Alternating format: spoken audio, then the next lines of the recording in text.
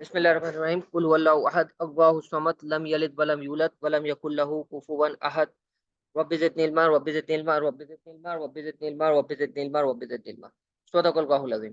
अच्छा जी, अच्छा अब जो है ना आज का पहले हम समझें और मतलब ये कितना रेलेवेंट हो सकता है आप सबके लिए और किस तरीके से आपने आगे इसको अप्लाई करना है और बेसिकली अगर हम कहें कि यार 2, 4, साढ़े 4, 5 घंटे में हम ऐसा क्या अचीव कर लेंगे कि जो शायद हमने अभी तक अचीव नहीं किया या क्या इसकी यूटिलिटी है? अच्छा पहले वर्कशॉप का वैसे आइडिया है ना 2 2 यानी कि अगर आप देखें तो 2 अप्रोचेज़ नज़र आती हैं। एक अप्रोच ये है कि आपको फॉर एग्ज़ाम्पल वर्कशॉप में ये असम्पशन ली जाती है कि आप सब ने ऑब्वियसली कुछ ना कुछ प्रिपरेशन करके आएँ और अब आपको एक स्टडी प्लान दे दिया जाए और प्लस ये भी कि ज़्यादा से ज़्यादा कुछ क्वेश्चन्स आपके सामने अटेम्प्ट कर दिए जाएँ। अच्छा दूसरी अप्रोच जो कि हम फॉलो करेंगे, पहली अप्रोच मैं बिल्कुल फॉलो इसलिए नहीं करूँगा कि क्वेश्चंस आपने इस टाइम पे जितने भी अटेम्प्ट कर लें, इवन दो मैं अपने लाइव सेशंस में भी ये कहता रहता हूँ, जो हमारी रेगुलर क्लासेस हैं, कि मैं जितने भी क्वेश्चंस करवा लूँ, आप जितने भी क्वेश्चंस कर लें, हम वो चीज़ अचीव नहीं कर पाएँगे जब तक हम समझेंगे नहीं कि बेसिकली हमें राइट अप्रोच क्या है हमारी, हमें किस तरीके से चलना है। फॉर एग्ज़ाम्पल हमारे ज़हन में सवाल आता है कि सर क्या मैं आईसीएडब्ल्यू के क्वेश्चंस करूँ? अगर करने हैं तो कौन से करूँ और कितने करूँ? आईसीएडब्ल्यू में भी अगर हम देखें तो वहाँ पे सेल्फ टेस्ट क्वेश्चंस भी हैं, वहाँ पे इंटरैक्टिव क्वेश्चंस भी हैं, अगर वर्कबुक में अगर आप देखें। और फिर उसके बाद आईसीएडब्ल्यू का जो क्वेश्चन बैंक है, क्वेश्चन बैंक में हमारे पास अगेन वहाँ पास्ट पेपर्स भी आते हैं, प्रैक्टिस क्वेश्चंस भी आते हैं। इसके बाद हम जब आगे बढ़ते हैं तो हमारे पास आईकैप के क्वेश्चंस भी आते हैं, ठीक है? अच्छा सबसे पहले आप लोगों से मुझे ये जानना है कि एक-एक करके ना पहले प्रॉब्लम्स हम समझ लेते हैं कि आप लोगों को क्या लगता है? एक-एक करके मुझे ज़रा मैसेजेस पे बताएँ कि आपको क्या लगता है कि आपको क्या इश्यूज़ फेस करने पड़ रहे हैं? जल्दी से मुझे क्विक ज़रा बता दें, 2-3 अ, वर्ड्स में ताकि इसको हम आगे बढ़ाएँ एजेंडा को। कि क्या आपको लगता है कि क्या इश्यूज़ आप फेस कर रहे हैं या कर रहे हुए हैं जो पेपर में आप कर रहे होंगे?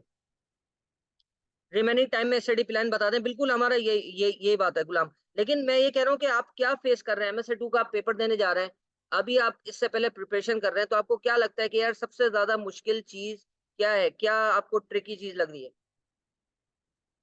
आईसीएडब्ल्यू के कितने और कौन से क्वेश्चन करने confuse sir difficulty in retaining concepts of BM and online practice ठीक है काशिफ और उसामा हमारे पास कह रहे हैं वही वाली बात जो जिससे मैंने स्टार्ट किया था आईसीडब्ल्यू कितने और कौन से क्वेश्चंस करें बिल्कुल सही बात है पीएफडी का कुछ कॉन्सेप्ट्स हमें पता नहीं है फर्स्ट टाइम एमएस से 2 दे रहा हूँ प्रोबेबली पेपर को टैकल करने में इशू होगा बहुत सही बात की आपने बहुत जबरदस्त बात की अच्छा, अब मैं आपको कुछ और इश्यूज़ जो हम फेस करते रहे और मैं आपके साथ रिसर्च वर्क एक डॉक्यूमेंट है आपके सामने स्क्रीन पे शो होगा, लेकिन उसके अलावा भी आपके साथ मैं शेयर भी करूँगा। देखिए मैंने जो प्रॉब्लम्स स्टूडेंट्स के साथ मिलके जो समझे हैं पिछले तकरीबन ढाई 3 साल में, जो मुझे हाँ सर क्वालिफाइंग अटेम्प्ट है और एमएसए 2 पर कंफर्ट नहीं आ रहा। ठीक है, ठीक है। अच्छा अब मैं आपको और भी मज़े के क्वेश्चन्स बता दूँ। सर बीएम के कॉन्सेप्ट रिटेन नहीं कर पा रहा। सर जब मैं क्वेश्चन पढ़ रहा होता हूँ और जब मैं उसका आंसर देखता हूँ और जब मैं अटेम्प्ट जो मैंने किया होता है उसको कंपेयर करता हूँ तो टोटली डिफरेंट आता है। वो मतलब उसमें कोई कंपैरिज़न नहीं बन रहा होता, बिल्कुल ही मैं अलग वे में मेरा आंसर जा रहा होता है। सर मेरे पास जो है ना कीवर्ड्स और जार्गन्स मेरे ज़हन में नहीं आ रहे। सर मैं जब क्वेश्चन अटेम्प्ट कर रहा हूँ, तो मुझे बहुत बहुत ही जनरल रिक्वायरमेंट लग रही है। तो मैं कन्फ्यूज़ होता हूँ कि आंसर में मैं लिखूँ क्या? सही है? इसके अलावा ये है कि मेरे पास आंसर बड़ा शॉर्ट मेरे ज़हन में आ रहा होता है, आइडियाज़ इतने ज़्यादा नहीं आ रहे होते। प्लस सर टाइम मैनेजमेंट का इश्यू है, सही है? टाइम मैनेजमेंट का इश्यू है। अ, अच्छा इसके अलावा आपने मोहम्मद अवैस कह रहे हैं मैं चाहता हूँ कि इस अटेम्प्ट में पास कर लूँ सिंस ये मेरी क्वालिफाइंग अटेम्प्ट है। मैं भी हर किस्म की मेहनत के लिए रेडी हूँ। ठीक है। We have all relevant material in mind but it takes time to write in examination बहुत ज़बरदस्त बात। तो अब बेसिकली ना देखिए मैं यही कह रहा हूँ कि अगर मैं आपके सामने आके अभी क्वेश्चन करवा दूँ तो शायद इतना ज़्यादा वो इफेक्टिव नहीं होगा रादर देन हम इश्यूज़ को डिस्कस कर लेते हैं और उन इश्यूज़ को कैसे टैकल करना है और मैं आपको अभी इंशाल्लाह थोड़ी देर में लाइव क्वेश्चन को अटेम्प्ट नहीं करूँगा। मैं डिफरेंट मैं आपको एजेंडा बता देता हूँ। पहले तो हम स्टडी प्लान डिस्कस करेंगे, क्या-क्या इसके लिए हमें करना है, किस तरीके से हमें कवरेज करनी है अगले 3 हफ्तों में, प्लस क्वेश्चन को अटेम्प्ट कैसे करना है उसकी अप्रोच समझेंगे और मैं आपके सामने कुछ कंप्लीट पैकेजेस के हवाले से आपने आप लोगों को इस डॉक्यूमेंट से आप मेरे ख्याल में रिज़ेम्बलेंस आपको पता होगी क्योंकि मैं डिफरेंट ग्रुप्स में शेयर करता रहता हूँ। तो कंप्लीट पैकेज में जहाँ पे हम स्टूडेंट के अपने आंसर जो हमने चेक किए हैं वो बताते हैं और वहाँ से जो मिस्टेक्स निकलती हैं वो आपके सामने शो करूँगा कुछ क्वेश्चंस में। सबसे पहले हम ये समझते हैं कि यार एमएसए 2 की मैं प्रिपरेशन करने जा रहा हूँ। अब मेरे पास 3 हफ्ते हैं। मैं आपको आइडियल अप्रोच पहले बता देता हूँ। कंफ्यूज हूँ कि हर एरिया का सवाल प्रैक्टिस लाजमी है। अच्छा, मैं आपको ये बता रहा हूँ, सबीउल, आप अपने क्वेश्चंस है ना, सब अपने पास रख लें, आप गौर से सुनिएगा। अच्छा, मैं आइडियल पहले आपको बताता हूँ कि एमएसए 2 के लिए आइडियली आपको, आपके पास ये आपके सामने स्क्रीन पे शो हो रहा होगा एक पिरामिड। अच्छा, ये पिरामिड में की इंपॉर्टेंट बात ये होती है कि ये हमें एक सीक्वेंस बताता है, लेकिन इसमें से कोई भी चीज जो है ना, वो ऐसा नहीं है कि लीस्ट इंपॉर्टेंट है या ज्यादा इंपॉर्टेंट है। हर चीज इंपॉर्टेंट है, लेकिन वो सीक्वेंस बताता है।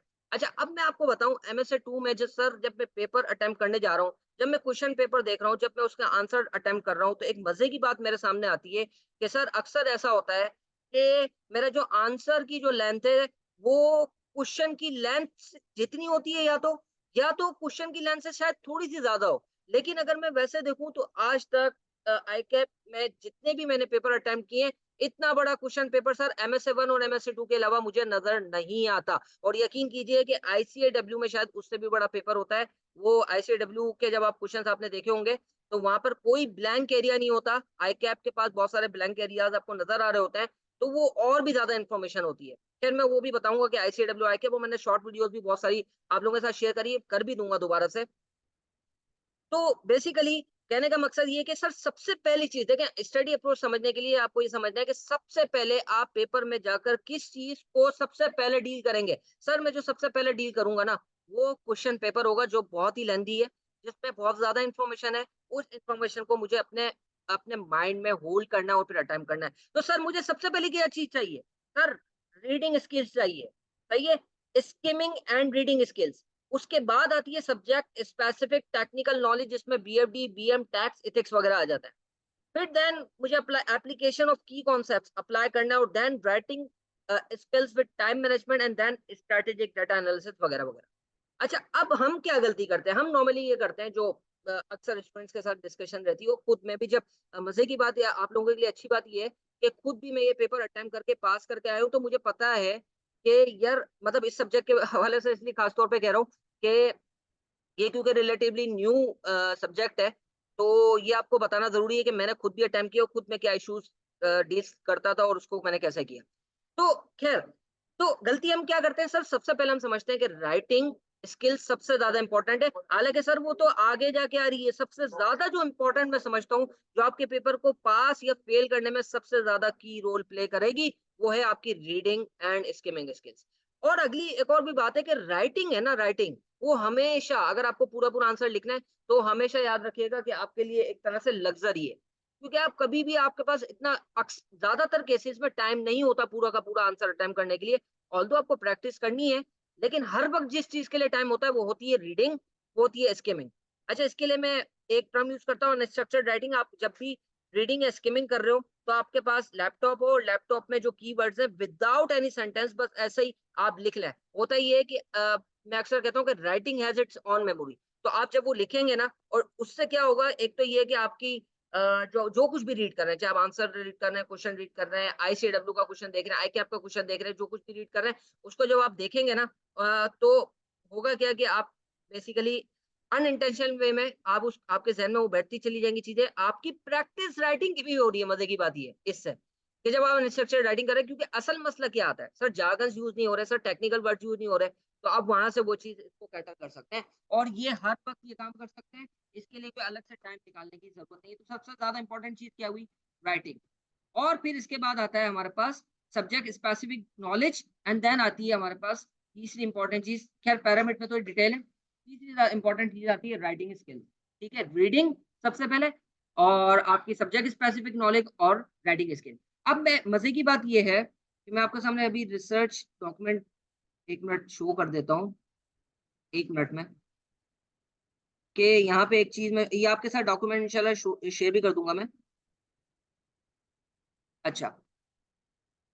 अच्छा, अब बेसिकली इसमें समझने की बात ये है कि देखिए, जैसे कि हर स्किल है, तो उसके लिए आपको डिफरेंट अप्रोच चाहिए। अच्छा, अब एक और चीज़ बड़ी गौर से सुनिएगा कि अक्सर मेरे हमारे ध्यान में आता है कि सर क्या मैं आईसीडब्ल्यू अटेम्प्ट करूँ या आईकैप अटेम्प्ट करूँ? सर मैं आपको बताऊँ, जो आपको रीडिंग स्किल्स चाहिए, जो आपको कॉन्सेप्ट्स चाहिए। अच्छा, एक और मज़े की बात आईसीडब्ल्यू से जो कवर होती है, वो है कि वहाँ से आपकी इंडस्ट्री की नॉलेज, जो आपको आईकैप के क्वेश्चन में आपको चाहिए, जो आप आईकैप जो है ना, मुख्तलिफ इंडस्ट्रीज़ को टेस्ट कर सकता है। Industry knowledge, plus subject specific knowledge, जो कि ऑब्वियसली मैं बीएम की इस वक्त बात कर रहा हूँ, मैं इस वक्त बीएफडी की बात नहीं कर रहा, या टैक्स और एथिक्स, सॉरी, बीएम की बात कर रहा हूँ, एथिक्स की बात कर रहा हूँ, टैक्स और बीएफडी की बात नहीं, ठीक है। वो इंशाल्लाह बीएफडी सर आपको बताएंगे, सर सऊद इंशाल्लाह ज्वाइन करेंगे। मैं बीएम टैक्स और एथिक्स की अगर अब आपकी बात करूं, टैक्स के हवाले से बात करेंगे, लेकिन मेजरली हमारे पास जो आईसीएडब्ल्यू का जो मटेरियल है वो मेरी कॉन्सेप्ट डेवलपमेंट के लिए, प्लस इंडस्ट्री की नॉलेज के लिए, प्लस मेरी रीडिंग स्किल्स के लिए, प्लस मेरी स्किमिंग स्किल्स के लिए। इस वक्त मैं आपको हाईली रिकमेंड करूंगा कि जितने ज्यादा इंटरैक्टिव क्वेश्चंस आप पढ़ें, जितने ज्यादा उसके आंसर्स पढ़ें, लॉजिकल वे में पढ़ें, विद अनस्ट्रक्चर्ड राइटिंग, जितने ज्यादा आईसीडब्ल्यू के वर्क बुक में आपके पास क्वेश्चंस आ रहे हैं वो आप पढ़ें, जितने ज्यादा उसके आंसर्स पढ़ें उतना आपके लिए बेहतर है। और मैं जब पढ़ने की बात कर रहा हूँ तो विद लॉजिकल एनालिसिस और प्रॉपर पढ़ना है, मतलब आपको जल्दी जल्दी, ये नहीं कि मैं 25 30 40 क्वेश्चंस पढ़ लूँ, उससे बेहतर ये है कि 10 क्वेश्चंस में सही से पढूं। लेकिन उससे होगा क्या, विद अनस्ट्रक्चर्ड राइटिंग, उससे होगा ये कि आपके पास कॉन्सेप्ट की नॉलेज आएगी। अच्छा, जो इंटरैक्टिव और सेल्फ टेस्ट क्वेश्चंस है ना, इंटरैक्टिव और सेल्फ टेस्ट क्वेश्चंस, वहां पे आपके पास कॉन्सेप्ट डेवलप हो रहे होंगे, ठीक है। आपको पता है जो कुछ वर्क बुक में आपके पास आईसीडब्ल्यू अवेलेबल है, ठीक है। अच्छा, वो भी कौन से चैप्टर्स, ये भी मैं आपको बता देता हूँ। चैप्टर नंबर 1 से लेकर 5 तक, सही है। इसके बाद चैप्टर नंबर 19 एथिक्स का, चैप्टर नंबर 10 ह्यूमन रिसोर्स का, और एक चैप्टर स्ट्रैटेजिक डाटा एनालिसिस का है, वो मैं इंशाल्लाह आपके साथ शेयर कर दूंगा। वो हमारी बुक का पार्ट है, वो आप लोगों के साथ अलग से मैं शेयर करूंगा। तो ये बेसिकली आपने पढ़ना है, ये मैंने आपको एरिया बता दिया। अच्छा, अब बात आती है सर, ये आईसीडब्ल्यू का क्वेश्चन मैं अटेम्प्ट क्यों ना करूं? अच्छा, अटेम्प्ट राइटिंग स्किल कहाँ से डेवलप होगी, ये सवाल आएगा। और दूसरा ये कि आईसीडब्ल्यू का मैं क्यों अटेम्प्ट ना करूं? आईसीडब्ल्यू का दो वजूहत है। एक तो ये कि वो बहुत ज्यादा लग्जरी होगी, क्योंकि जब आप उसको अटेम्प्ट करने जाएंगे तो आपको नजर आएगा। दूसरा, आईसीडब्ल्यू की अप्रोच टोटली डिफरेंट है, रिजेम्बलेंस है, जाहिर सी बात है, सोर्स यही यही है आईसीडब्ल्यू, लेकिन उसमें अप्रोच उसके टोटली डिफरेंट है। मैं आपको टेक्निकल ज्यादा नहीं होऊंगा, वहां पे वो लेवल 4 है, यहाँ पे हमारे पास लेवल 3 पे वो टेस्ट हो रहा है। अच्छा, लेवल 4 क्या है कि उसमें बहुत सारी इन्फॉर्मेशन वो आपको दे दी गई है, सब कुछ, मतलब वहाँ पे इश्यू ये है कि आपके पास सारी की सारी इन्फॉर्मेशन है। अब आपके ज़हन में ये आएगा, आपको आपके पास ये लिखने के लिए मसला आएगा कि भई मैं लिखूँ क्या? सब कुछ तो बता दिया। तो वो एक डिफरेंट लेवल पे टेस्टिंग हो रही है। दूसरी बात है कि इन्फॉर्मेशन बहुत ज़्यादा होती है, जबकि आईकैप में हमारे पास इन्फॉर्मेशन कंपैरेटिवली कम होती है। और दूसरी बात, वहाँ पे रिक्वायरमेंट में अलग-अलग, हर रिक्वायरमेंट के मार्क्स नहीं है, मेरे पास आईकैप में हर रिक्वायरमेंट के मार्क्स है। इसी तरह कुछ और चीज़ें, कुछ और अप्रोचेज़ हैं जो कि डिफरेंट हैं, ठीक है? तो मैं हाइली सजेस्ट करूँगा कि आप आईकैप से अटेम्प्ट करें, आपकी राइटिंग स्किल आईकैप से डेवलप होनी चाहिए और आईसीडब्ल्यू से वो होना चाहिए। अच्छा, मैं 1 मंथ का आपके सामने आप स्किम थ्रू में करवा देता हूँ। एक 1 मंथ स्टडी प्लान है मेरे पास, वो आपको शो शो कर दूँगा, लेकिन वो ज़्यादा उसको डिस्कस नहीं करेंगे, टाइम की कमी की वजह से। लेकिन ये है कि मैं आपके साथ शेयर ज़रूर कर दूँगा, उससे आपको आइडिया मिल जाएगा लास्ट मंथ में एग्ज़ाम कैसे करनी है, लास्ट मंथ प्लान।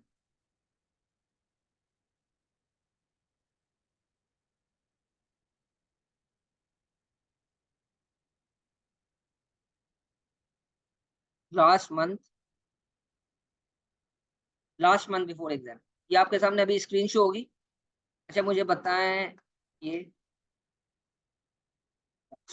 ये लास्ट मंथ की आपको स्क्रीन शो हो रही है।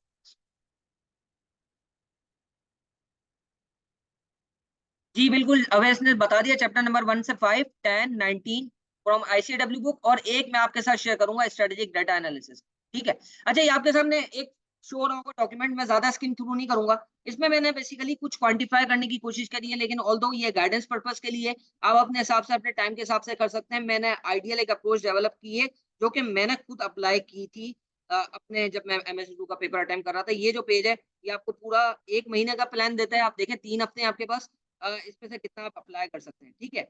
आइडिया वही है, पीछे से फंडामेंटल थॉट यही है बैक एंड पर, कि आपने हर स्किल के लिए अलग-अलग काम करना है, और आपके पास टारगेट होना चाहिए कि मुझे कौन सी स्किल डेवलप करनी है, उसी के लिए आप काम करें। एक और गलती जो हम कर रहे होते हैं, जो आप इस लेवल पे करेंगे, अक्सर स्टूडेंट्स, और को मैं कहता हूँ, एग्ज़ाम से पहले भी ब्लंडर है, एग्ज़ाम के बाद भी ब्लंडर है। एक चीज़ मैं सबसे एंड में बताऊँगा, क्योंकि वो सबसे ज़्यादा इफेक्टिव चीज़ है, कि सर वो पेपर मैं समझता हूँ पास करने के लिए ना बहुत ज़्यादा, यानी कि की बन सकती है आपके लिए, वो मैं आपको एंड में बताऊँगा, ताकि आपको याद रहे। वैसे तो कोशिश करें कि इसमें से एक-एक चीज़ आपने याद रखी।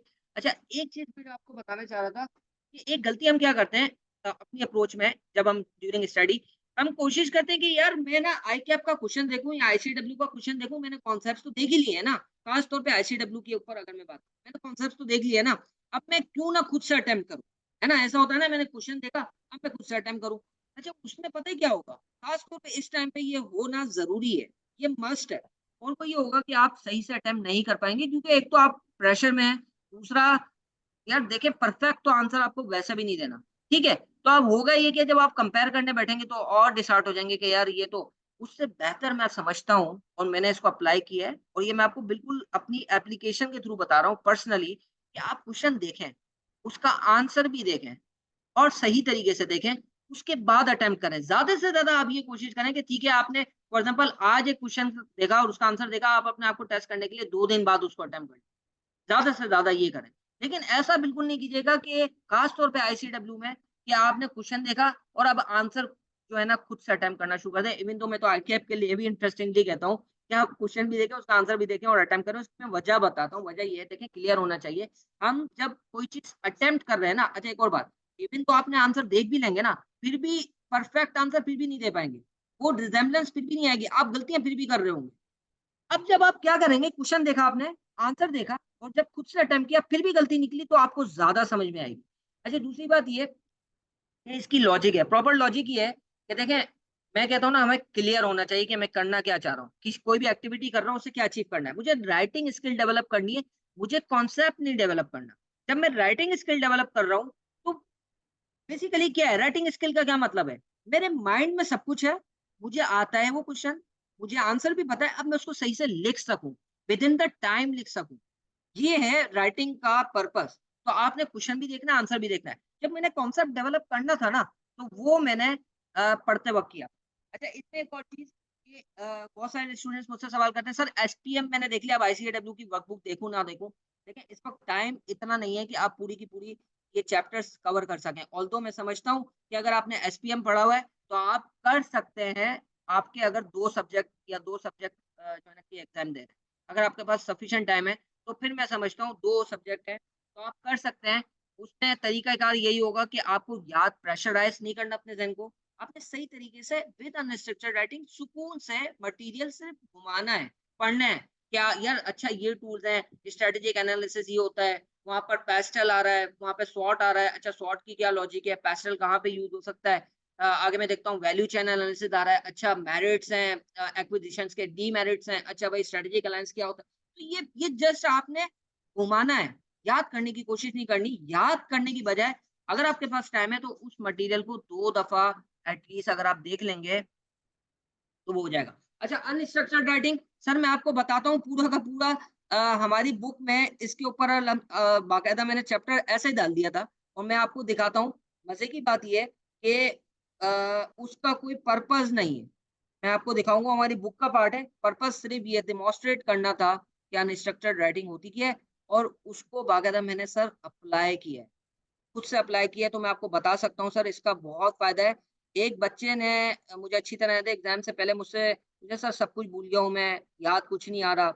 मैंने उसको सिर्फ़ एक गाइडेंस दी थी, जो मैं आपको एंड में बताऊँगा, और उसके बाद मैंने कहा था आप देखिएगा, अगर आपने अनस्ट्रक्चर्ड राइटिंग की है ना, तो आपको आंसर्स इस तरह ज़हन में आ रहे होंगे या कॉन्सेप्ट्स आ रहे होंगे कि आप भी हैरान हो रहे होंगे कि सर इतना सारा कैसे मेरे ज़हन में आ रहा है।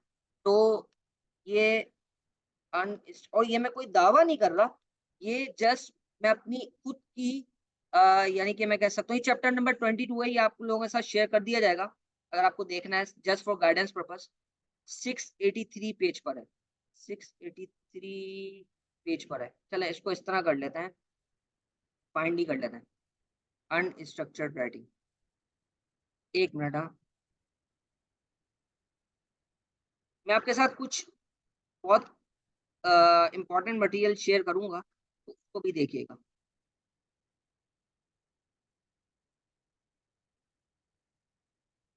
अब ये असल में किसी स्टूडेंट ने सवाल कर लिया तो दिखाना बहुत ज़रूरी है। बेसिकली देखें, उसका मतलब ये है, जब तक ये आ रहा है, मतलब ये अनस्ट्रक्चर्ड राइटिंग का कोई स्ट्रक्चर नहीं है, आ गया। सेंटेंस का कोई स्ट्रक्चर नहीं है, जस्ट आप अच्छा, वो मज़े की बात ये इसलिए भी नहीं कि मैं बाद में रेफर करूँ, बस मैं याद करने के लिए। अच्छा, एक और बात होती है, मैं आपको बताता हूँ। मैं अक्सर कहता हूँ देखें, सिनेरियो है ना, सिनेरियो, आपके पास आईकैप में क्वेश्चन आ रहा है, तो आप ये समझ लें कि ये सिनेरियो है, सिनेरियो बेस्ड पेपर है। सिनारियो में इम्पोर्टेंट बात ये होती है, क्या बात इम्पोर्टेंट होती है जो हमने शुरू में कहा था कि सर हमें सब कुछ याद नहीं रहता, जो क्वेश्चन में होता है वो याद नहीं रहता। तो देखें, आपने देखा होगा अक्सर हम स्टोरी पढ़ते हैं, बहुत सारे लोगों ने पढ़ी पढ़ी होंगी स्टोरीज़। जब वो स्टोरी पढ़ते हैं ना तो उसमें से हमें मटीरियल खुद ब खुद याद रह जाता है। तो देखिए मैं असल बताता हूँ, अपनी लाइव क्लासेस में बाकायदा मैंने प्रैक्टिस इसी चीज़ की कराई है कि सर क्वेश्चंस को आपने एक कहानी की तरह पढ़ना है, एक स्टोरी लाइन की तरह पढ़ना है जिसमें हर चीज़ कनेक्टेड है। ये बहुत ज़्यादा बड़ी एक मिस्टेक होती है कि हर रिक्वायरमेंट को समझा जाता है कि वो कोई अलग रिक्वायरमेंट है, ऐसा नहीं है। पूरा का पूरा सिनेरियो कनेक्टेड है सर। और वो उस सिनेरियो में हर रिक्वायरमेंट कनेक्टेड है। यही लॉजिक है कि आईसीडब्ल्यू ने हर रिक्वायरमेंट का कोई मार्क नहीं रखा इंडिविजुअली। क्योंकि लॉजिक यही है कि ये कोई अलग रिक्वायरमेंट नहीं है इंडिपेंडेंट जिसका अलग कोई मार्क्स हो। ये तो आईकैप ने हमें एक फैसिलिटी दे दी है। असल बात ये है कि पूरा सिनेरियो कनेक्टेड है और हर रिक्वायरमेंट एक दूसरे के साथ कनेक्टेड है, तो कहानी की तरह पढ़ना पड़ेगा। तो कहानी की तरह पढ़ना क्या ऐसे ही मेरे बोलने से आ जाएगा? सही, ये कब आएगा जब आप अपनी स्टडी प्लान में इस तरह करेंगे, अपनी जो सेल्फ स्टडी आप कर रहे हैं, उसमें ये चीज़ अप्लाई करेंगे कि स्टोरी की तरह पढ़ें। तो वहाँ पे भी आपकी आदत हो जाएगी कि आप स्टोरी की तरह पढ़ोगे। एक और जो ब्लंडर मुझे समझ में आता है वो ये आता है अच्छा वो मैं इंशाल्लाह जब हम पेपर की अप्रोच अभी थोड़ी देर में डिस्कस कर रहे हैं, ये सब पेपर कैसे अटेम्प्ट करना है, वो मैं आपको बताऊँगा, उसके साथ हम करेंगे। अच्छा ये अनस्ट्रक्चर्ड राइटिंग में आपको दिखाने की कोशिश कर रहा हूँ, कि ये समरी है, इसको छोड़ दें। अच्छा अब ये देखें, ये आप देखें, ये आपके सामने ये शो हो रही है ना चैप्टर नंबर 1 स्ट्रैटेजिक एनालिसिस, ये शो हो रहा है ना? ये शो हो रहा है ना गुलाम कादिर? जल्दी से बताएँ। अनस्ट्रक्चर्ड राइटिंग शो हो रहा है ना? जल्दी से बता दें यार।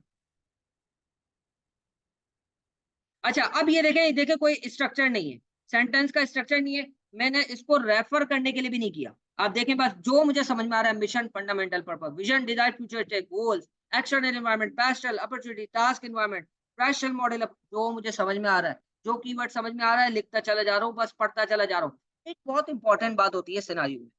वो इंपॉर्टेंट बात ये होती है कि आपको क्वेश्चन को या सिनेरियो को पढ़ना नहीं है, ये याद रखिएगा। पढ़ना नहीं है। आपने उसके साथ इंटरैक्ट करना है। इंटरैक्ट करने का क्या मतलब है? जब आप पढ़ रहे हो तो आप सोच भी रहे हो। क्या हाँ यार, इसमें इसने मुझे फॉर एग्ज़ाम्पल ये बताया कि ये जो है ना ऐसी मार्केट है कि जहाँ पर ग्रोथ डिक्लाइन करती जा रही है। अच्छा तो ये डिक्लाइनिंग फेज़ में है। अच्छा ये product life cycle, industry life cycle के डिक्लाइनिंग फेज़ में है। अच्छा जी, आगे मैं बढ़ा तो मैंने मैंने देखा कि यार रेवेन्यू इंक्रीज़ कर रहा है। फ़ौरन से मेरे ज़हन में आया कि यार ये मार्केट तो डिक्लाइनिंग फेज़ में थी, अब रेवेन्यू कैसे इंक्रीज़ कर रहा है? प्रोजेक्शन में रेवेन्यू इंक्रीज़ करने की कोई ख़ास वजह होगी। मैंने प्रिडिक्टिव एनालिसिस कर लिया। तो भई ख़ास वजह मैंने ढूँढने की कोशिश करी तो मुझे क्वेश्चन में पता चला, तो उसने बताया कि मैं नई प्रोडक्ट लॉन्च कर रहा हूँ। तो अब मुझे मेरे ज़हन में आना चाहिए, अच्छा ये नई प्रोडक्ट जब लॉन्च कर रहा है, तो ये क्या इसी मार्केट में जो कि डिक्लाइनिंग फ़ेज़ में है, तो भाई ये नई प्रोडक्ट क्या कोई नई कैरेक्टरिस्टिक्स के साथ आ रही है जो जिसका प्रोडक्ट लाइफ़ साइकिल नए सिरे से स्टार्ट हो जाएगा, या ग्रोथ फ़ेज़ में आ जाएगा? तो उसकी क्या ऐसी कैरेक्टरिस्टिक्स हैं? आप मेरी बात समझ रहे हैं? सर ये हर चीज़ कनेक्टेड है और इस तरीके से आपको इंटरैक्ट करते हुए चलते चले जाना है। आप पॉइंट्स को गेट कर रहे हैं कि नहीं कर रहे हैं, जो मैं आपको बताने की कोशिश कर रहा हूँ, ठीक है? अच्छा ये कोई मुश्किल चीज़ नहीं है, ये मुश्किल नहीं है, ये सिर्फ़ प्रैक्टिस माँगती है और प्रैक्टिस किस चीज़ की है उसके लिए मैंने आपको क्लियरली बता दिया कि हर चीज़ आपके सामने क्लियर होनी चाहिए। अच्छा अब अगले सेकंड एजेंडा पे आते हैं और सेकंड एजेंडा हमारे पास है कि sir day of exam, day of exam, day of exam, हम एग्ज़ाम के दिन आ गए। ये डे ऑफ एग्ज़ाम के नाम से आपके सामने एक डॉक्यूमेंट शेयर करता हूँ मैं। ये डे ऑफ एग्ज़ाम है। अच्छा, अब टू डू लिस्ट और डोंट लिस्ट में जल्दी से 3-4 मिनट में आपको बता देता हूँ। यार सबसे ज़्यादा इम्पोर्टेंट बात यहाँ पे ये है कि सबसे पहले जब मैं बल्कि एक काम करते हैं ना, इसमें अच्छी बात ये हम ये करते हैं कि हम क्वेश्चन खोल लेते हैं आके। तो वहीं मैं आपको देन एंड देयर अप्लाई करके भी बता देता हूँ। ये मेरा कंप्लीट पैकेज का हमारा डॉक्यूमेंट है जिसमें हमने स्टूडेंट्स के आंसर चेक किए हैं और क्वेश्चन और आंसर के साथ मैं शेयर किया करता हूँ। तो अब एक काम करते हैं, ये समर 2023 का क्वेश्चन है। सर ये मेरे पास आ गया, ये मेरे सामने आ गया। अब मुझे क्या करना है? अब ये मेरा सेकंड सेकंड एजेंडा इंशाल्लाह कवर करने जा रहा है कि अप्रोच क्या होनी चाहिए?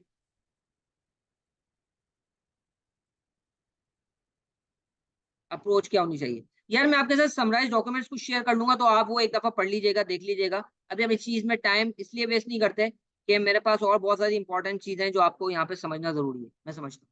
अच्छा, आपके सामने क्वेश्चन आ गया। अच्छा, क्वेश्चन जब आप देखें ना, तो सबसे पहली चीज, अब ये मैं आपके सामने जैसे क्वेश्चन अटेम्प्ट कर रहा हूँ, अगले 10 मिनट में हम इंशाल्लाह कोशिश करते हैं कि क्वेश्चन को अप्रोच कैसे करना है। फिर मैं आपके सामने एक है ना अप्रोच भी लेके आऊंगा, आपने सुना होगा अक्सर, what, sorry, what, how, why and so what approach. ठीक है, इसको भी हम देखेंगे। अच्छा, अब ये बेसिकली मेरे पास क्वेश्चन है, और ये क्वेश्चन मैंने अटेम्प्ट किया, और मेरे पास अब अगले, अच्छा सॉरी, स्क्रीन चली गई होगी आपके सामने। अब मैं जल्दी से शो कर देता हूँ। हम क्या देख रहे थे, ये क्वेश्चन, ये आपके सामने क्वेश्चन शो हो रहा है। सो बेसिकली, अच्छा हाँ, अब जब हमारे पास सामने क्वेश्चन आ गया, तो सबसे पहले आप ये काम करें कि क्वेश्चन को आप पढ़ने की कोशिश करें कि मतलब कहाँ पे क्या-क्या चीज़ हमसे पूछी गई हैं। अच्छा, क्वेश्चन अटेम्प्ट करते वक़्त सबसे ज़्यादा इम्पोर्टेंट बात मैं अब आपको बता रहा हूँ, एक-एक चीज़ याद रखनी है, स्टेप बाय स्टेप आपको बता रहा हूँ कि क्या करना है। सबसे पहले रिक्वायरमेंट पढ़नी है, और पढ़ने का मतलब सिर्फ पढ़ना नहीं सर, समझना है। Evaluate the performance of MCL for the year ended 31 December 2015। Sir evaluate किए तो मेरे पास बैलेंस शीट होगी, पीएनएल होगी, कोई इन्फॉर्मेशन होगी, मुझे क्या ट्रेंड एनालिसिस करना है सर, क्या मुझे मुझे मेरे ध्यान में ये सारी चीजें आ रही है। क्या मेरे पास इंडस्ट्री इन्फॉर्मेशन दी गई है या नहीं दी गई, क्या किसी की कॉम्पिटिटर्स की इन्फॉर्मेशन दी गई है नहीं दी गई, तो ये सारी चीजें मेरे ध्यान में आ रही हैं। इसके बाद मैंने बोला assess whether treating the treasury function as profitable optimal for MCL. अच्छा, थोड़ी सी ट्रिकी रिक्वायरमेंट लग रही है, देखते हैं इसका क्या मतलब है। ट्रेजरी फंक्शन को बेसिकली प्रॉफिट सेंटर में कन्वर्ट करना है। इसी क्वेश्चन में इंशाल्लाह आपको मैं दिखाऊंगा अभी थोड़ी देर में, जब हम ये डिस्कस कर लेंगे, तो क्या गलतियां क्या की थी स्टूडेंट्स ने, और इसको किस तरह से अटेम्प्ट करना चाहिए, सही अप्रोच क्या है। अच्छा, थर्ड रिक्वायरमेंट मैंने पढ़ी, evaluate how the information gathered through operations could be used to create और इंक्रीज। अच्छा, कोई इंफॉर्मेशन मुझे दी गई है। इसके बाद मेरे पास, अच्छा सर, इथिक्स का एक क्वेश्चन आ गया, identify the risk, associate risk आ गया, और टैक्स स्ट्रेटजी आ गई। बस मैंने इतना देखा, और इसके बाद मैं आगे बढ़ गया। अगला मैंने क्वेश्चन नंबर 2 देखा। क्वेश्चन नंबर 2 में मैं देखता हूँ कौन-कौन से कॉन्सेप्ट्स हैं। सर सुटेबिलिटी, एक्सेप्टेबिलिटी, फिजिबिलिटी, मशहूर ज़माना कॉन्सेप्ट सर, इस पे तो मैं कुछ ना कुछ काम कर सकता हूँ। रिक्वायरमेंट भी recommend us suitable foreign exchange hedging strategy, hedging sir बचपन से हम करते हुए आ रहे हैं बीएफडी में, इस पे भी हम कुछ ना कुछ कर लेंगे। अच्छा, how the current marketing mix, sir marketing mix क्या होता है मुझे नहीं पता, ये सर्विस है या प्रोडक्ट है। जब मार्केटिंग मिक्स सर्विस होगी तो आपको पता है उसमें 7 पीस 3 पीस बढ़ जाते हैं। वो आपके देखना है, वो आपने ध्यान में रखना है। तो मैं इधर फॉरेन से देख लेता हूँ क्या ये सर सर्विस इंडस्ट्री है। सर ये सागला लेदर लिमिटेड है। नहीं नहीं, ये मैन्युफैक्चरिंग है, तो यहाँ पे 4 पीस ही होंगे। तो ये मैंने देख लिया। इसके बाद I am recommend a suitable, इसके बाद क्वेश्चन नंबर 1 हमने देख लिया। अच्छा, इसके बाद क्वेश्चन नंबर 3 पे है इवैल्यूएट। अच्छा, वैल्यूएशन, वैल्यूएशन तो सर बहुत अच्छी तरीके से मुझे आती है। Compare to proposed method for disposing of, ये थोड़ी सी ट्रिकी रिक्वायरमेंट है। Explain the key CSR issues facing DFF, ये मैंने सिर्फ स्किम किया विद इन 3 टू 4 मिनट्स। इसके बाद ना, अब 2 अप्रोचेस हो सकती हैं, और मुझे लगता है तो पहली अप्रोच मैं आपको बता रहा हूँ ज्यादा सुटेबल। एक अप्रोच ये हो सकती है कि सर आप, आपके पास जो 15 मिनट का रीडिंग टाइम है एडिशनल, उसमें आप पूरा पेपर पढ़ने की कोशिश करें। मेरा फिर अगला सवाल है आपसे, क्या ये पॉसिबल है? क्या ये पॉसिबल है? क्या आप पूरा पेपर 15 मिनट में पढ़ लें? नहीं। अच्छा, अब होगा क्या? पता है क्या होगा? एग्ज़ाम में मैं बैठा हूँ, 15 मिनट रीडिंग टाइम है, मैंने इसको यूटिलाइज़ करने की कोशिश करी, उस चीज़ के लिए जो पॉसिबल ही नहीं है। 2 काम होंगे, हो नहीं सकेगी, टाइम ज़ाया होगा, दूसरा मेरे ऊपर प्रेशर ही बढ़ना है। तो क्यों ना उस 15 मिनट को यूटिलाइज़ कर लूँ रीड करने के लिए उस क्वेश्चन में जो कि मुझे अटेम्प्ट करना है, ठीक है? तो मुझे लगता है ये वाली अप्रोच है, ये ज़्यादा बेहतर है। आपने जो क्वेश्चन नंबर 1 अटेम्प्ट करना है, उसी को आपने रीड किया, सही तरीके से पढ़ा, और अगेन उसकी रिक्वायरमेंट देखते चले गए। अच्छा, अब कुछ चीज़ों का आपने ख़्याल रखना है इसमें।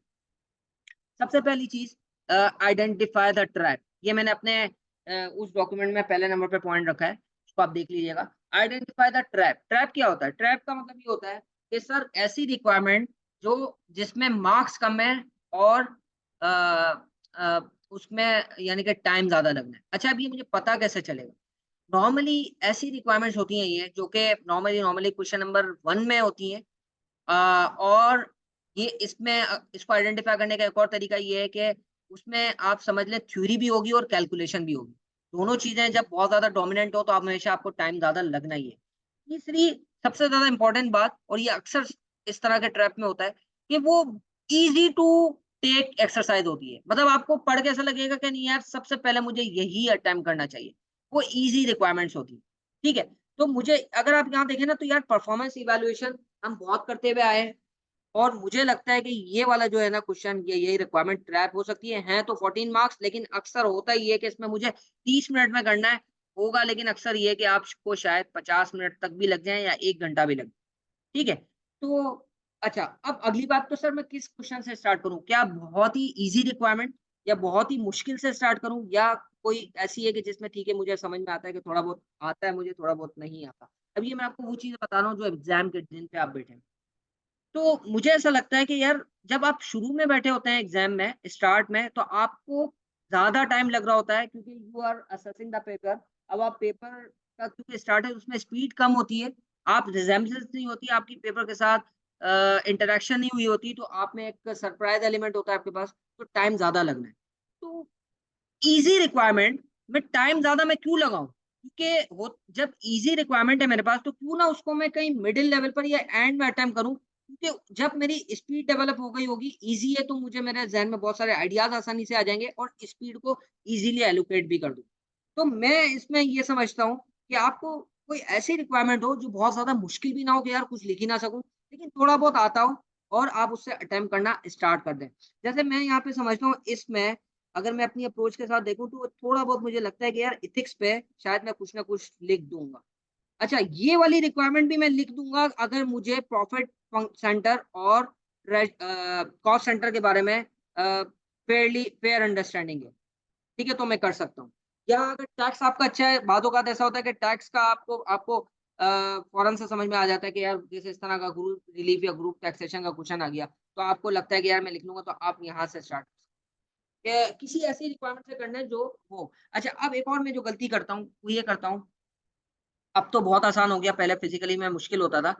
वो ये करता हूँ कि यार मैं टाइम का बिल्कुल ख़्याल नहीं रखता। मैं आपको अपना एक्सपीरियंस बताता हूँ कि जब मैं पेपर देने गया था, और मुझे टाइम देखने की इतनी ज़्यादा आदत हो गई थी कि मैं पेपर एमएसए 2 की ही बात कर रहा हूँ।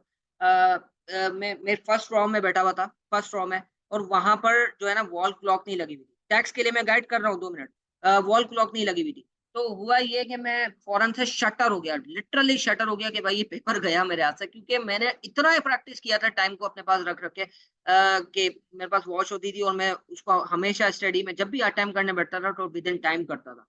तो अच्छा, मज़े की बात ये, एक भी सवाल एग्ज़ाम से पहले टाइम पे नहीं हुआ।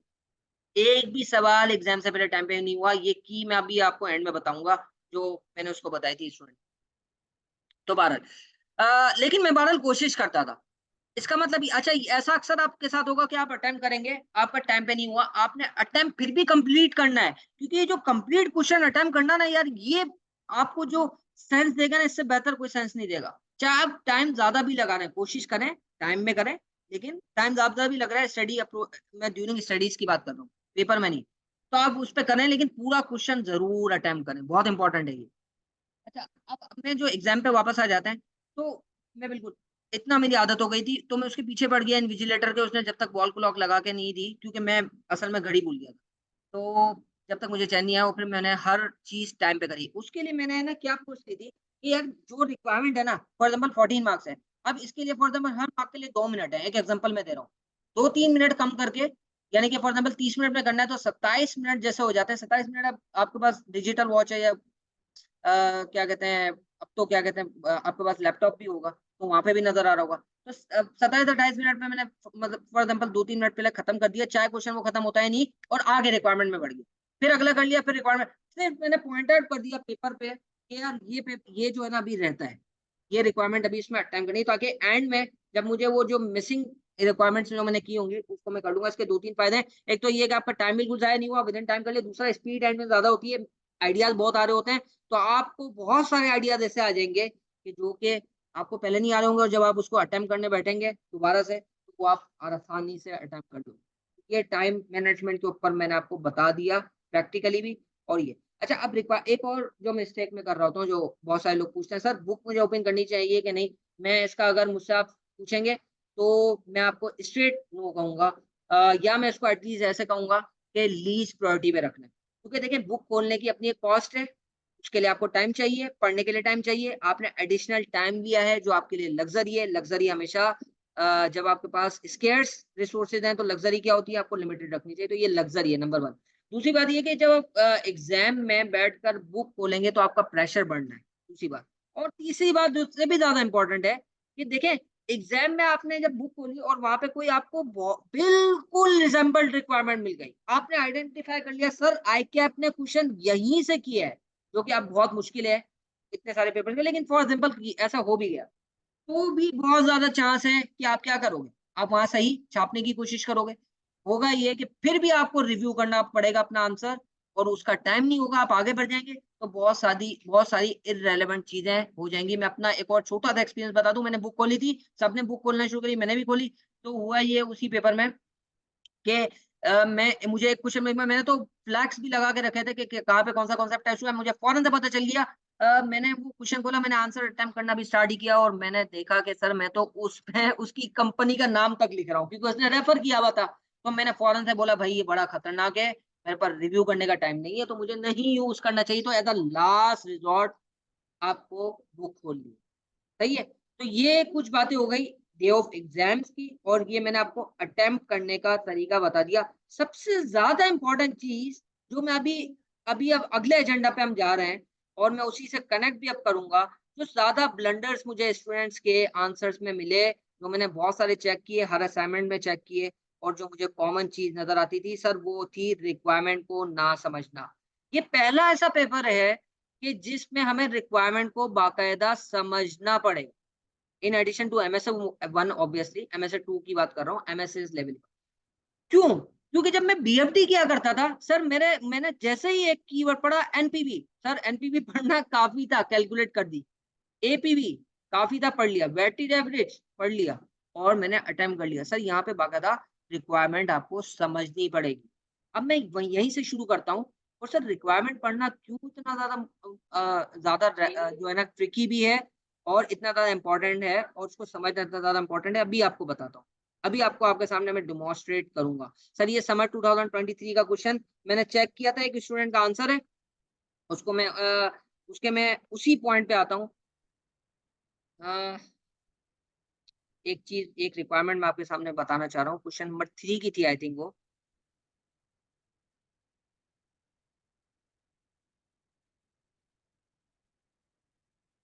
अच्छा ये एक मिनट, मुझे शायद यहाँ से पता चलेगी, स्टूडेंट का आंसर से पता चल जाएगा हमें। 1 में नहीं थी।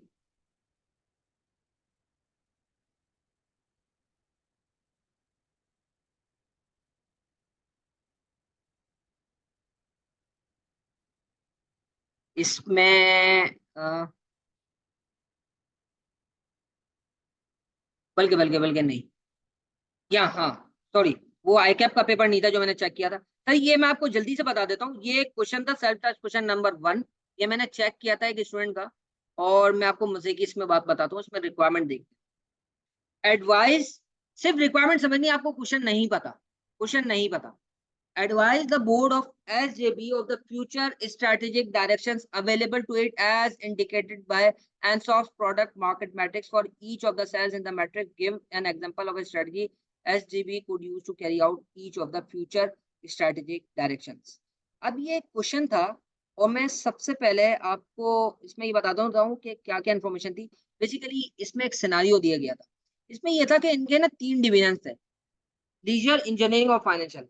अब इन्होंने एक डिसीजन ये लिया है कि ये सिर्फ इंजीनियरिंग बिजनेस को रखेंगे और लीजर और फाइनेंशियल डिविजन्स को सेल कर देंगे और एक और इंजीनियरिंग कंपनी एक्वायर कर लेंगे जिससे ये लार्जेस्ट इंजीनियरिंग कंपनी बन जाएगी।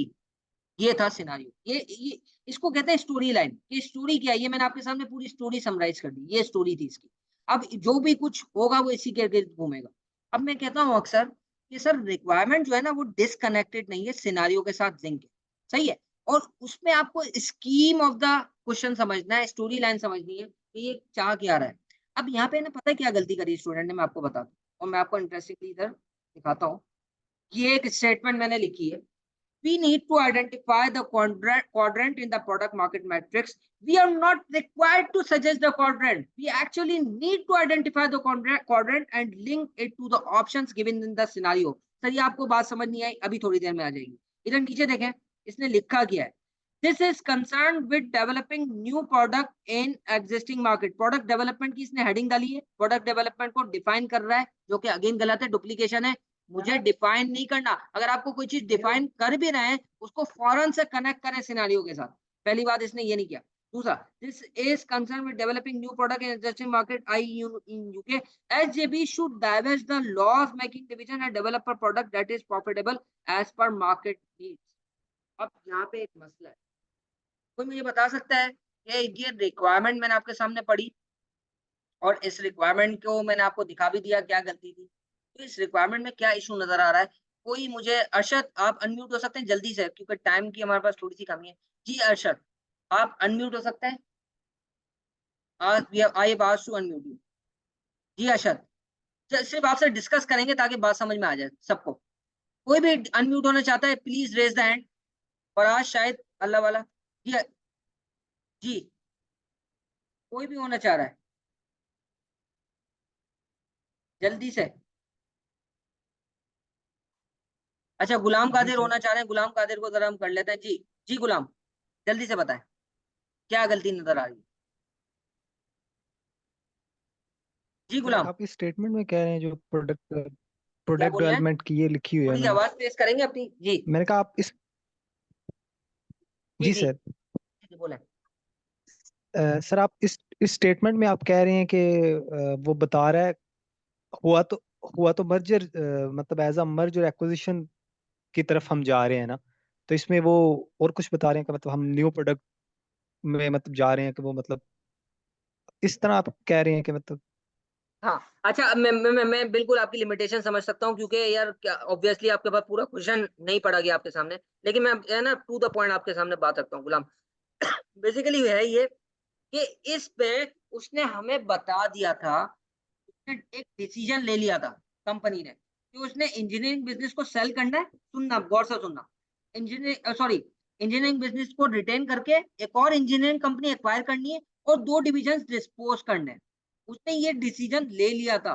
सो I need to advise the board future strategic directions available to it. तो जब उसने ये डिसीजन ले लिया है, अब हमें उस डिसीजन को के एम्बिट में रहते हुए एडवाइस करना है, हमें कोई नई चीज नहीं बतानी। अभी ये स्टूडेंट क्या कोशिश कर रहा है कि जब इसने नई चीज बताने की कोशिश करी, सबसे पहली बात पता है क्या हुई? सिनारियो से डिस्कनेक्ट हो गया, क्योंकि फिर उसने अजम्पशंस लेना शुरू कर दिया। तो सिनारियो क्या था? इंजीनियरिंग कंपनी एक्वायर हो रही है, और एक्वायर ये खुद भी एक इंजीनियरिंग कंपनी है। तो ये कौन सी स्टडी है सर? मार्केट पेनिट्रेशन स्ट्रेटजी है, क्योंकि हम कह सकते हैं कि एक इंजीनियरिंग कंपनी दूसरी इंजीनियरिंग कंपनी को एक्वायर कर रही है, तो ये मार्केट पेनिट्रेशन करने की कोशिश कर रहे हैं। फिर अगर मैं बात करूं तो इसी से कनेक्टेड है डिस्पोजल, क्योंकि जो वो डिस्पोजल कर रहे हैं उसी की प्रोसेस से ये एक्वायर करेंगे, तो ये दोनों कनेक्टेड है। तो बेसिकली वो जो उसी प्रोडक्ट मार्केट मैट्रिक्स में अनरिलेटेड डाइवर्सिफिकेशन है, उसको अवॉइड करना चाह रहे हैं। तो मुझे बेसिकली उसमें करना ये था, मुझे कोई नई चीज जनरेट नहीं करनी थी। मुझे उस क्वाड्रेंट में जो मुझे ऑलरेडी सिनेरियो में ऑप्शंस बताए गए, मुझे प्लेस करने थे, और प्लेस करने के बाद उसको इवैल्यूएट करना। That is the scheme of the requirement. आप मेरी बात समझ रहे हैं कि नहीं समझ रहे? पॉइंट को समझा आपने गुलाम? खासतौर पे आप इसलिए कि वॉइस नोट मैंने आपकी दी थी। बाकी सबको भी समझ में आए तो यार रिक्वायरमेंट को है ना समझना बहुत इंपॉर्टेंट है। अब रिक्वायरमेंट को सर समझ में आएगी कैसे, मुझे कैसे प्रैक्टिस होगी? सर ये तो बहुत मुश्किल है, इतना ज्यादा पेपर में खासतौर पे टाइम लगाना। सर यही तो प्रैक्टिस मांगती है, और इसीलिए मैं आपको क्या कह रहा हूँ, लॉजिकली आपको रीड करना है, रिक्वायरमेंट भी, क्वेश्चन भी, आंसर भी।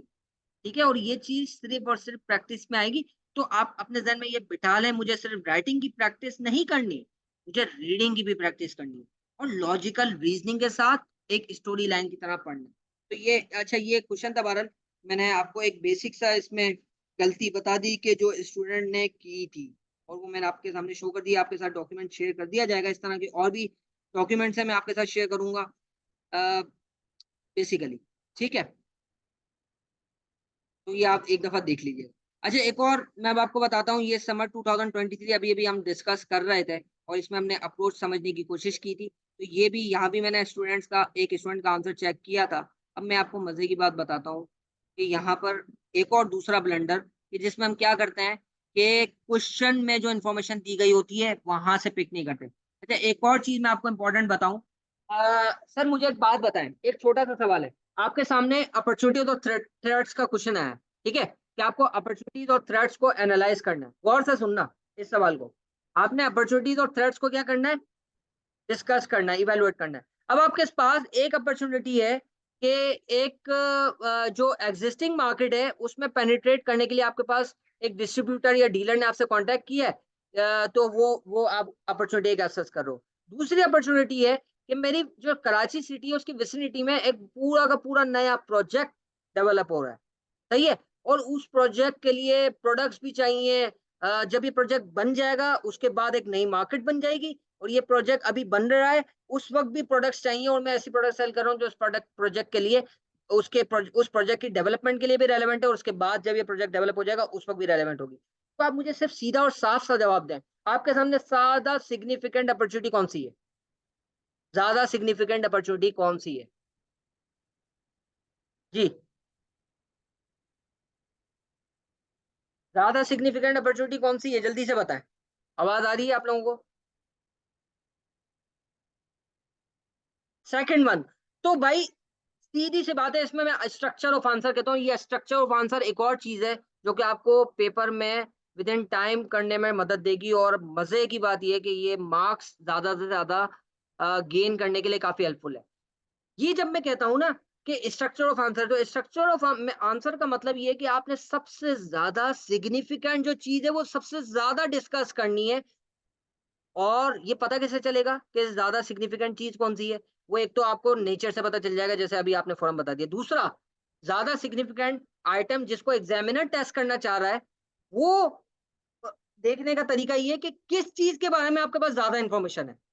जिसके बारे में इंफॉर्मेशन ज्यादा है वो ज्यादा डिस्कस करना है, जिसके बारे में कम है वो कम करना है।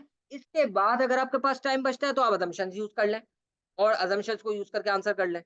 तो ये this is actually the prioritisation. इससे होगा ये कि जो सबसे ज्यादा इंपॉर्टेंट चीज आपने सबसे पहले डिस्कस कर ली, अब आपके पास फॉर एग्जांपल टाइम नहीं भी रह गया तो आपने सारी इंपॉर्टेंट चीजें कर ली हैं जो ज्यादा से ज्यादा मैक्स मार्क्स गेन करने में आपकी हेल्प करेंगी। आप मेरी बात समझ रहे हैं? तो ये एक और मैंने आपको अप्रोच बताई। अच्छा, अब ये बेसिकली क्वेश्चन नंबर 1 की अगर मैं बात करूं समर 2023 में, तो इवेलुएट करनी थी परफॉर्मेंस। अच्छा, अब इसमें ना कुछ गलतियां थी, वो गलतियां मैं आपको बता देता हूं। और इसमें जो सबसे ज्यादा ब्लंडर यही था स्टूडेंट का कि उसने इंफॉर्मेशन को सही से समझा नहीं और यूज नहीं कर पाया। अच्छा, अब हुआ ही है कि ये, बल्कि मैं आंसर ही खोल दूं इसका। ये मैंने चेक किया हुआ है, उसमें मैंने सिर्फ इसको 2 मार्क्स दिए हैं 14 में से। अच्छा, अब इसने बेसिकली यहाँ पे कुछ डेटा कैलकुलेट किया है। एक बात मैं और कहता हूँ कि यार देखिए, आपने हर जब रेशियो एनालिसिस खासतौर पे आप कर रहे हो, इवैल्यूएशन कर रहे हो या कोई भी ऐसी बात कर रहे हो, आपने ये बात याद रखनी है कि ये पेपर सिर्फ इस चीज़ का नहीं है कि आपने सही बात बतानी है। ये इसका भी पेपर है कि आपने जो इर्रेलेवेंट बात है, जो रेलेवेंट बात है वो बतानी, जो इर्रेलेवेंट है उसको बताना नहीं है, वो इग्नोर भी करना है। तो अगर कोई इर्रेलेवेंट रेशियो है, कोई इर्रेलेवेंट कैलकुलेशन है, वो आपने नहीं करना, टाइम का भी दिया है और उसके कोई मार्क्स भी नहीं मिलेंगे, और हो सकता है नेगेटिव हो जाए आप लोग आपके लिए।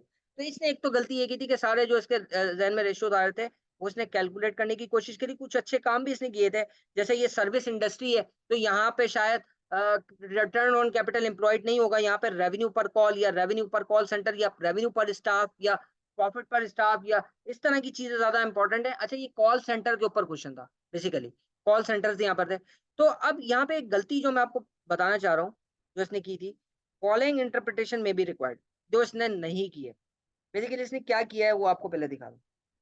ये इसने टेबल किया। अच्छा, टेबल में के बाद सिर्फ इतनी सी बात डिस्कस की, तो यानी कि एक तो इसने एनालिसिस बिल्कुल नहीं किया, सिर्फ और सिर्फ कैलकुलेशन पे बात की, तो जाहिर सी बात है इसको मार्क्स नहीं मिल रहे थे। अच्छा, अब इसने क्या क्या डिस्कस नहीं किया। इंपॉर्टेंट बात ये थी कि यहाँ पे जब रेवेन्यू के ऊपर क्वेश्चन था ना, तो यहाँ पे मुझे इन्फ्लेशन बताई गई थी, मुझे यहाँ पर उसने क्या कहते हैं प्राइस बताई थी, इन्फ्लेशन बताई थी, मुझे उसने फॉरेन एक्सचेंज गेन की इंफॉर्मेशन दी थी। तो जब रेवेन्यू इंक्रीज करना था ना, तो इंपॉर्टेंट बात ये है कि आपको ये देखना है वाई अप्रोच। ये भी हम थोड़ी देर में डिस्कस कर लेंगे, तो जहन में आपके आ जाएगा कि भाई ये रेवेन्यू इंक्रीज हो रहा है, क्यों हो रहा है? वो जब क्यों हो रहा है मुझे पता होगा ना, वो क्यों हो रहा है जब मुझे पता होगा, तो आप उस पे एनालाइज़ कर सकेंगे, ठीक है? अब ये जब रेवेन्यू था ना, तो इसके 2-3 एलिमेंट्स हैं जिसकी वजह से वो इंक्रीज़ हो रहा था। Number 1 inflation. सर ये तो कोई रियल टाइम इंक्रीज़ नहीं है, ये पॉजिटिव चीज़ नहीं है। जितना रेवेन्यू इंक्रीज़ हो रहा है, उतनी कॉस्ट भी इंक्रीज़ हो रही होगी, तो मेरा मार्जिन तो इंक्रीज़ नहीं हो रहा, तो ये दिस इज़ नॉट पॉजिटिव। तो वो एक बहुत बड़ा सिग्निफिकेंट फैक्टर था। दूसरा सर फॉरेन एक्सचेंज गेन हो गया। अगेन ये करेंसी फ्लक्चुएशन की वजह से हुआ है। इसके बाद जो तीसरी चीज़ आती है वो मेरा क्या कहते हैं, मैं कह सकता हूँ हाँ, वॉल्यूम इंक्रीज़ हुआ है। वो कोई रेवेन्यू इंक्रीज़ का कोई 1% था सिर्फ। एंड में उसने रियल इंक्रीज़ दिखाया था प्राइस का, जो कि रियल टर्म में हम कहते हैं ना इंक्रीज़, वो इंक्रीज़ हुआ था। तो बेसिकली ये एनालाइज़ करके देना था, तो ये पता कैसे चलेगा कि मुझे ये एनालिसिस करना है?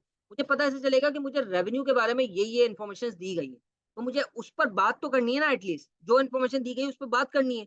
तो ये बेसिकली ये एनालिसिस इसने करना था, जो कि नहीं किया। इसके अलावा उसने जो रेशोज़ कैलकुलेट किए उसके ऊपर मैंने आपको दिखा दिया, कंक्लूड नहीं किया। तीसरी बात बहुत ज़्यादा इम्पोर्टेंट बात होती है, और मैं आपको बताता हूँ एक और बात, सर कंक्लूजन की हेडिंग। कंक्लूजन, जब बड़ा क्वेश्चन होता है ना 14 मार्क्स का, 16 मार्क्स का, 18 मार्क्स का, इवन दो मैं कहता हूँ 12 मार्क्स का भी, 10 मार्क्स का तक जो है ना उसकी लिमिट मैं समझता हूँ, तो आपको एटलीस्ट कोई ना कोई कंक्लूजन देना है। और कंक्लूजन में बताना है कि सर ओवरऑल इस कंपनी की परफॉर्मेंस क्या थी। देखिए उसने मुझे इवैल्यूएट करवाया है कंपनी के परफॉर्मेंस, आप मुझे बता रहे हो इंडिविजुअल एलिमेंट्स, तो बेसिकली कुछ भी कंक्लूड नहीं हुआ ना।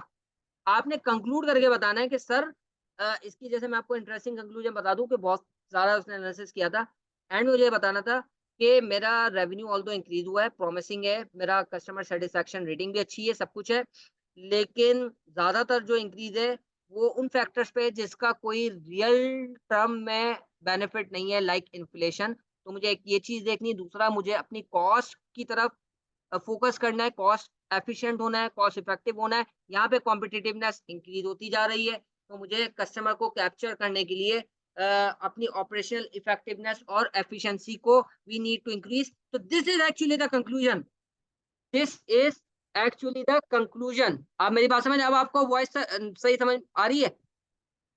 तो this is actually the conclusion. तो एक इसने कंक्लूजन नहीं किया था, जो कि मैं समझता हूँ कि कंक्लूजन बहुत ज्यादा इंपॉर्टेंट था यहाँ, ठीक है? अच्छा, इसके बाद कंक्लूजन की हेडिंग को आप एक और तरीके से भी यूज़ कर सकते हैं, वो मैं आपको बता दूँ, कुछ लूप होल्स भी बता रहा हूँ, ताकि देखें स्मार्टली प्ले करना है हमें। तो आपने जब एग्ज़ाम में बैठे हैं, तो कंक्लूजन की हेडिंग का एक बहुत ज़बरदस्त यूज़ ये भी है कि आप एग्ज़ामिनर को ये बता दें कि भाई मुझे आता है, बस मेरे पास टाइम नहीं है। तो आपने क्या किया, समराइज़ कर दिया, आपने पूरी इन्फॉर्मेशन पढ़ ली थी ना, ज़हन में आपके आंसर था, तो आपने उसको समराइज़ 2-3 वर्ड्स में, जिस तरह मैंने कंक्लूड किया, बता दिया कि ठीक है, ये इसका जो है ना कंक्लूजन है। तो बहुत ज़्यादा यानी कि चांस है कि आपको अच्छे खासे मार्क्स मिल जाएँगे। ठीक है, तो again no conclusion, advantages and disadvantages के बारे में उसने बात नहीं की थी। अच्छा, अब आ जाते हैं ट्रेज़री फंक्शन और प्रॉफिट फंक्शन। मगरिब का टाइम है 7, अभी कराची में नहीं हुआ, थोड़ी देर में मैं इसको नमाज़ का ब्रेक लूँगा जैसे अज़ान होती है। अच्छा, इसके बाद हम आते हैं ट्रेज़री फंक्शन और प्रॉफिट फंक्शन में।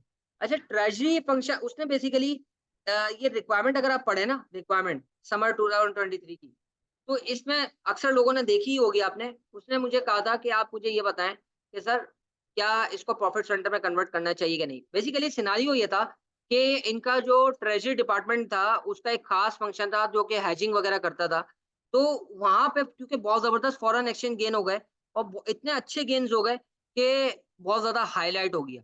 तो इन्होंने कहा कि यार क्यों ना इसको हम प्रॉफिट सेंटर में कन्वर्ट कर लें। अच्छा, अब है ना, यहाँ पे मैं कहूँगा एक चीज़ इम्पोर्टेंट नज़र आती है मुझे कि कॉन्सेप्ट्स अगर आपके क्लियर नहीं होंगे तो आप आंसर नहीं कर पाएँगे। तो यहाँ पर ज़्यादातर उसने क्या किया, अ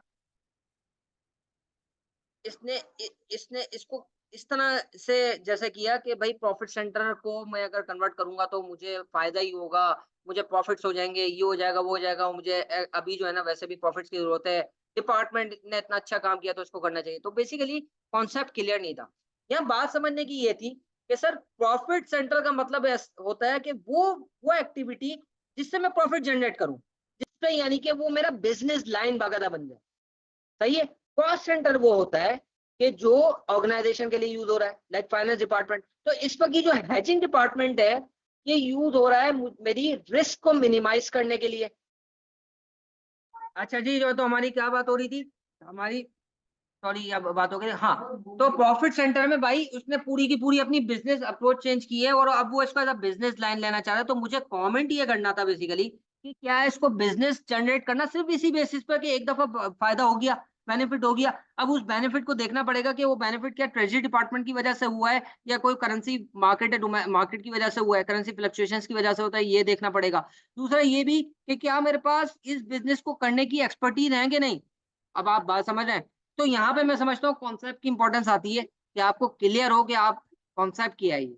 ठीक है, तो ये यहाँ पे इंपॉर्टेंट था और अगेन कॉन्सेप्ट का यहाँ पे इशू नजर आए। फिर एक और चीज, हाँ, अच्छा अब ये बेसिकली यहाँ पे इसने अगेन रिक्वायरमेंट को नहीं समझा, रिक्वायरमेंट नहीं समझा। अब रिक्वायरमेंट यहाँ पे ये थी, ये जो रिक्वायरमेंट नंबर डी बता रहा हूँ, क्वेश्चन नंबर 1 की रिक्वायरमेंट नंबर डी है। यहाँ पे बेसिकली डेटा को सेल करना था, सही है। तो अब उसने सवाल ये किया कि डेटा, क्योंकि ये आपको बताया ना मैंने कि कॉल सेंटर है, तो डेटा जो है क्या इसको सेल करना चाहिए या नहीं सेल करना चाहिए।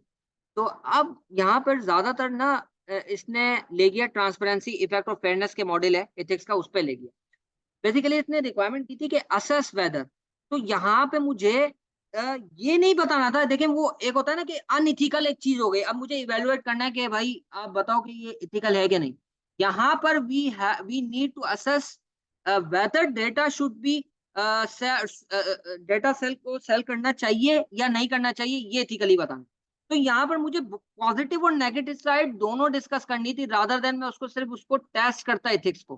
क्योंकि वो क्या होता है कि फॉर एग्जाम्पल कोई ऐसा इवेंट हो गया कि जो जिसकी आपने एथिकल इम्प्लीकेशन देखी, यहाँ रिक्वायरमेंट डिफरेंट थी, यहाँ असेस करना था डेटा सेल करना चाहिए कि नहीं। तो इसने बेसिकली वो साइड बिल्कुल ही लूज कर दिया और यहाँ पर इसको ये करना था बेसिकली, यार डेटा हम सेल कर सकते हैं, डेटा इसलिए सेल कर सकते हैं, इस तरीके से उसको सेल करने के डिफरेंट तरीके हो सकते हैं। रादर देन मैं किसी इंडिविजुअल प्रोफाइल को शेयर करूं, मैं जनरल ट्रेंड को शेयर कर सकता हूँ, सही है, ये तो होता है, ये कोई वो नहीं है, जनरल ट्रेंड्स बताए जा सकते हैं। Primary responsibility share holder profit है तो एक नया लाइन ऑफ बिजनेस बन जाएगा। मार्केटिंग के लिए बहुत अच्छी चीज है ये। तो ये पॉजिटिव चीजें मुझे बतानी थी, जबकि इसमें नेगेटिव चीजें ऑलरेडी इसने बताई हुई थी, तो वो इसमें कवर था, लेकिन पॉजिटिव भी बतानी थी। नेगेटिव इसमें बहरहाल ये था कि आपने कस्टमर के साथ करना है। अच्छा, एक और बहुत ही अजीब सी बात इसने करी, और मैं इसको कहता हूँ कि इसने बिजनेस मॉडल नहीं समझा। बिजनेस मॉडल, क्योंकि वो सिनेरियो है जिसमें बिजनेस है और उस मॉडल को इसने समझा। इसने एक अजीब सी बात लिख दी, ये कहता है कि एनडीए कर लो। अच्छा, एनडीए कर लो। सर डेटा में किसका शेयर कर रहा हूँ, डेटा में कर रहा हूँ कॉल सेंटर है मेरा, ठीक है। और कॉल सेंटर में मेरे जो कस्टमर्स होते हैं वो कौन होते हैं, वो डायरेक्टली यूजर नहीं होते, वो होते हैं वो कंपनीज जिनके मैं कॉल सेंटर, जिनके लिए सर्विसेज दे रहा हूँ। फॉर एग्जाम्पल मीजान बैंक का कॉल सेंटर है, फॉर एग्जाम्पल अल्फला बैंक का कॉल सेंटर है या किसी और कंपनी का। तो मेरा जो कस्टमर है ना वो मीजान या अल्फला बैंक है, मेरा कस्टमर वो नहीं है जो मुझे कॉल कर रहा है। तो एनडीए में किससे करूंगा, एनडीए के मैं कस्टमर से करूंगा, डेटा किसका सेल कर रहा हूँ। तो यहाँ थोड़ा सा कनेक्शन है कि डेटा में सेल कर रहा हूँ कस्टमर का, और वो जो मीजान बैंक है वो सिर्फ उसका कस्टोडियन है, और बीच में मैं उसको एक एक जो है ना गैप क्रिएट हुआ हुआ है, एक मैं उसको ब्रिज कर रहा हूँ। तो बेसिकली मुझे यहाँ पे बताना था कि एनडीए एनडीए कस्टमर्स के साथ कैसे कर सकता हूँ, कोई फायदा ही नहीं है। तो ये चीज बिजनेस मॉडल उसने नहीं समझी थी, और क्या मैं इतने सारे कस्टमर्स के साथ कर भी पाऊंगा एनडीए। अच्छा, एनडीए का मतलब ये है कि मीजान बैंक एक पूरी एक्सरसाइज करे कि अपने जितने भी कार्ड होल्डर्स हैं उनके साथ वो एनडीए करे। क्या ऐसा पॉसिबल है, एक चीज पॉसिबल ही नहीं है, लिख दी गई सिर्फ इस वजह से कि ये बिजनेस मॉडल को नहीं समझा गया। ठीक है, तो यहाँ पे ये चीज नजर आई। इसके अलावा लास्ट एक मैं चीज डिस्कस कर लूँ सर, सीओसीजी। अच्छा, सीओसीजी पे जब बात की थी ना तो यहाँ पर इंटरनल ऑडिट फंक्शनैलिटी बतानी थी। इंपॉर्टेंट बात ये है, मैं सीओसीजी के बारे में कहता हूँ, गवर्नेंस के बारे में कोशिश करूंगा कि इसका भी मैं आपको कुछ ना कुछ शेयर कर दूं। गवर्नेंस का जो चैप्टर है ना उसमें मैंने एक टर्म लिखी हुई है, उस चैप्टर का जो स्टार्ट होता है, और वो टर्म ये है कि गवर्नेंस को जब मैं बात कर रहा हूँ तो कोड ऑफ कॉर्पोरेट गवर्नेंस मेरे सिलेबस में इनडायरेक्टली है। असल चीज जो मेरे कोर्स में है वो है गवर्नेंस, और गवर्नेंस कहते हैं बेस्ट प्रैक्टिसेस को। So we need not only think related to the regulatory requirement, but we need to think the logic behind the regulatory requirement. तो जब आपको वो पता होगी ना, तब आप आंसर कर पाओगे एमएससी 2 लेवल पे। और वो कोई मुश्किल चीज नहीं है, आपके साथ में शेयर कर दूंगा। लाइक फॉर एग्जांपल, जैसे एक रिक्वायरमेंट है कि internal audit department functionally report करेगा किसको? फंक्शनली किसको रिपोर्ट करेगा? इंटरनल ऑडिट डिपार्टमेंट फंक्शनली किसको रिपोर्ट करेगा? कोई बता सकता है? क्या वो सीएफओ को करेगा या फाइनेंस डिपार्टमेंट को करेगा? ऑडिट कमेटी को करेगा। तो इसके पीछे क्या लॉजिक है? इसके पीछे लॉजिक ये है कि ये इंडिपेंडेंट रहे, ताकि ये एज इंडिपेंडेंट बॉडी हो। अगर फाइनेंस डिपार्टमेंट ने ही बताना है, तो मैं तो फिर उस जो जिसकी गलती है मुझे निकालनी थी, मैं तो उसको रिपोर्ट कर रहा हूँ। तो this is the actually logic. और तो ये कोई ज्यादा मुश्किल चीज नहीं। तो यहाँ पे लॉजिक्स को डिस्कस करना था। इसने क्या किया? इसने सिर्फ 2-3 पॉइंट्स में ये बता दिया कि सीओसीजी की रिक्वायरमेंट्स की है। सर मुझे लॉजिक्स डिस्कस करनी है, और वो लॉजिक जो है ना डिस्कस हुई हुई है, इस कंप्लीट पैकेज में आपको मिल जाएंगे। अच्छा, इसके अलावा तो ये कुछ गलतियां दी, ठीक है। तो अब मैं अगर समराइज करूं, और इसके बाद हम लास्ट बात कर लेंगे नमाज के बाद, नमाज का ब्रेक लेने के बाद। अगर मैं आपके सामने समराइज करूं ना, तो देखें, बात ये है कि यहाँ पे आपने अभी आपके पास 3 हफ्ते हैं। तो उन 3 हफ्तों में आपने कोशिश करनी है कि ज्यादा से ज्यादा एक बहुत बड़ा सिग्निफिकेंट पार्ट जो है ना उसका रीडिंग होना चाहिए। Reading with logical reading. ऐसा नहीं है सिर्फ पढ़ रहे हैं, उसके साथ इंटरेक्ट करने के लिए आपने अनस्ट्रक्चर्ड राइटिंग करनी है। ठीक है जी। अच्छा, इस पूरी अप्रोच में आप लोगों के कुछ क्वेश्चन है तो प्लीज करें, क्योंकि नमाज के बाद फिर मैं एक शॉर्ट सा सेशन लूंगा, और उसमें कुछ आपके आपसे पेपर के दिन से रिलेटेड बातें, और वो जो मैंने एक स्टूडेंट के साथ शेयर किया था वो आपको बताऊंगा। जी।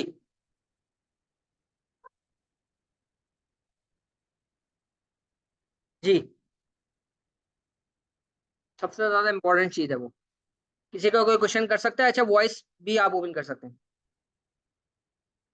अच्छा हाँ, टैक्स के बारे में, टैक्स का मैंने जो है ना कुछ इंटरप्रिटेशन किया हुआ है। देखें, एक रिस्क तो रहता है बहरहाल, आई कैप का पेपर है, तो वो एक रिस्क बहरहाल लेता है कि वो, फॉर एग्जांपल मैं आपको बताऊं, एक सेल्स टैक्स के ऊपर आई कैप में क्वेश्चन आ गया था।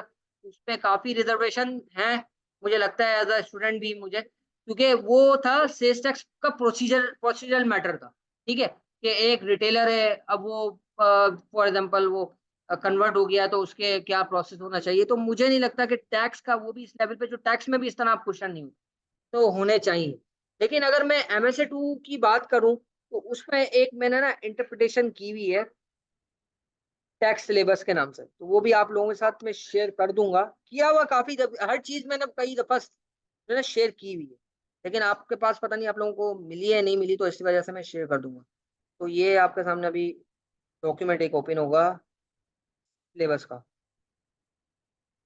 तो वो मैंने इंटरप्रेट किया हुआ, आपने सिर्फ वो सेक्शन देखना है। ठीक है, ये टेक्स्ट सिलेबस का आपके सामने डॉक्यूमेंट शेयर हो गया। तो ये मैंने सेक्शंस रेफर किए हैं। ठीक है, ये आपने करना है, तो इसी में से करना है। अच्छा, नमाज ब्रेक हम ले रहे हैं, अभी 7:07 हो रहे हैं। ठीक है, तो 7:20 पे हम दोबारा ज्वाइन करते हैं।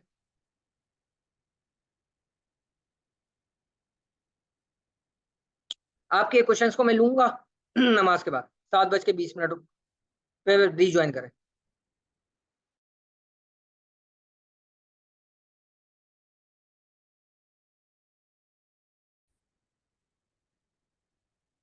जी, किसी का कोई भी क्वेश्चन है वो मुझसे कर सकता है। कोई क्वेश्चन करना चाहे तो प्लीज करें।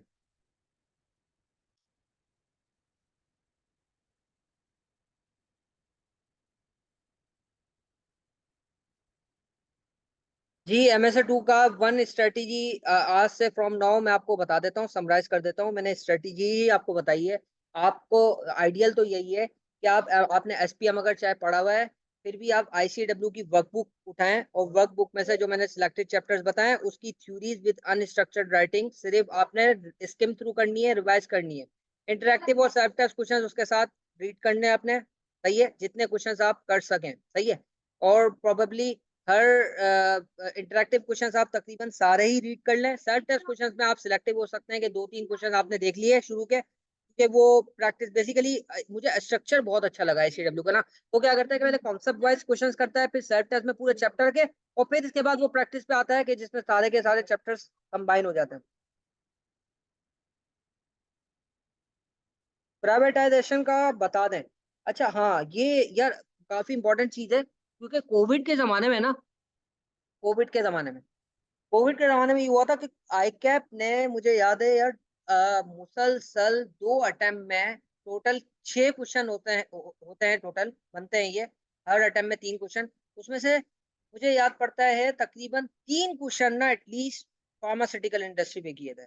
और मज़े की बात ये जो क्या कहते हैं, अभी हमने देखा कोरियर कंपनी जो थी ना, अभी जो समर 2023, इसमें भी आंसर्स को डिस्कस करते हुए और क्वेश्चन में भी इसने कोविड को काफी रेफर किया कि भाई कोविड की वजह से कस्टमर्स की हैबिट्स चेंज हो गई, और फिर उसने क्या कहते हैं आउटबाउंड कॉल्स जो हैं उसकी तरफ वो चले गए, ज्यादा से ज्यादा इंटरेक्शन कॉल्स पे होने लगी, वर्चुअल होने लगी रादर देन फिजिकल। तो ये काफी इंपॉर्टेंट बात है। इस तरह के पेपर्स में ये काफी दफा देखा गया है कि जो एनवायरनमेंट चल रहा होता है उसके ऊपर क्वेश्चन जरूर आते हैं। सर प्राइवेटाइजेशन के ऊपर एक बहुत जबरदस्त क्वेश्चन है चैप्टर नंबर 1 का, शायद इंटरेक्टिव क्वेश्चन नंबर 1 है या 2 है, एग्जैक्टली मुझे याद नहीं आ रहा। मुझे लगता है कि वो आ सकता है, वो कॉन्सेप्ट मैं आपको बता देता हूँ प्राइवेटाइजेशन का। जब आप प्राइवेटाइजेशन करते हैं तो नॉर्मली एसओईज की होती हैं, state on entities, government entities की होती हैं। मुझे अच्छी तरह याद है वो टेली कम्युनिकेशन के ऊपर इंटरेस्टिंगली क्वेश्चन है, आई कैप सॉरी आईसीडब्ल्यू का। इंटरेक्टिव क्वेश्चन नंबर 1 है या 2 है, चैप्टर नंबर 1 में स्ट्रेटेजिक एनालिसिस जो है वहां पे आप जाके देख लें। उसने क्या था, उसमें वो है ना कन्वर्जन हो रही थी, कन्वर्जन हो रही थी ना, तो उसने अपॉर्चुनिटीज और थ्रेट के ऊपर क्वेश्चन किया था प्रोबेबली, मुझे एग्जैक्टली लेकिन याद नहीं है, लेकिन मैं कॉन्सेप्ट आपको बता देता हूँ। वहाँ जब भी प्राइवेटाइजेशन का जो है ना कॉन्सेप्ट टेस्ट किया जाए ना, तो सबसे ज्यादा इम्पोर्टेंट चीज है वो है कि आपने याद रखना है कि, हाँ याद आ गया, याद आ गया। वो बेसिकली ये था कि मिशन स्टेटमेंट जो है ना चेंज क्या होगी, और कंपनी के ऑब्जेक्टिव पे क्या इम्पैक्ट आएगा जब प्राइवेटाइज हुई। और इसी तरह के और भी क्वेश्चंस आ सकते हैं। तो यार याद रखिएगा, जो स्टेट ओन्ड एंटिटीज होती हैं उनका, या जो स्टेट ओन्ड एंटिटीज होती हैं उनका मकसद प्रॉफिट मेकिंग नहीं होता। उनका मकसद पता है क्या होता है? उनका बेसिक ऑब्जेक्टिव होता है efficiency and effectiveness in operation. यानी कि अगर एक टेलीकम्युनिकेशन एसओई है, तो वो बाकी किसी और टेलीकम्युनिकेशन कंपनी के साथ कंपैरिजन कर रहे हैं, इस चीज के लिए नहीं कि प्रॉफिट कितना कमा रहा है, इस चीज के लिए कि वो मोस्ट एफिशिएंट कॉस्ट स्ट्रक्चर में अपनी प्रोडक्ट या सर्विसेज को को डेवलप कर पा रहा है कि नहीं। ठीक है, वहां पे कॉस्टिंग का बड़ा मसला होता है, प्रॉफिट का इशू नहीं होता। प्रॉफिट कमाना कभी भी मकसद नहीं होता, वो मैक्रो इकोनॉमिक क्योंकि फैक्टर होता है। खैर बात कहीं और निकल जाएगी। MSc2 लेवल पे हम ये देखेंगे कि ऑब्जेक्टिव और मिशन स्टेटमेंट में सबसे बड़ा चेंज आएगा, और वो चेंज ये आएगा कि सर अब एज एन कमर्शियल ऑर्गेनाइजेशन अब प्रॉफिट मेकिंग की तरफ हम जाएंगे, सबसे पहली बात। प्राइमरी ऑब्जेक्टिव चेंज हो गया। दूसरा सर बहुत बड़ा फैक्टर, एक और नया स्टेक होल्डर, बड़ा जबरदस्त सिग्निफिकेंट स्टेक होल्डर इंक्लूड हो जाता है, और वो होता है शेयर होल्डर, जो कि एसओई में नहीं होता। तो स्टेक होल्डर या शेयर होल्डर की चेंज होने की वजह से अब आपको बहुत सारी चीजें प्रोजेक्ट भी करनी पड़ेगी, सिर्फ टेलीकम्युनिकेशन, यानी कि उसका मिशन स्टेटमेंट था कि हमें मोस्ट एफिशिएंट और अट्रैक्टिव सर्विसेज देनी है फॉर द नेशन, अब वो चेंज होकर शायद हो जाए कि we want to be a successful organisation in the telecommunication industry, और we need to be the market leader. तो यहाँ पे बहुत बड़ा फर्क आ जाएगा, तो अप्रोचेस चेंज हो जाएंगी, नंबर 1।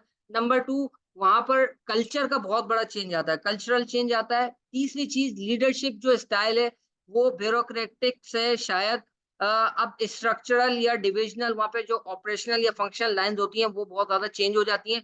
जब वो प्राइवेटाइज होगी कंपनी, तो लीडरशिप में भी, लीडरशिप का जो फोकस है वो भी चेंज हो जाएगा।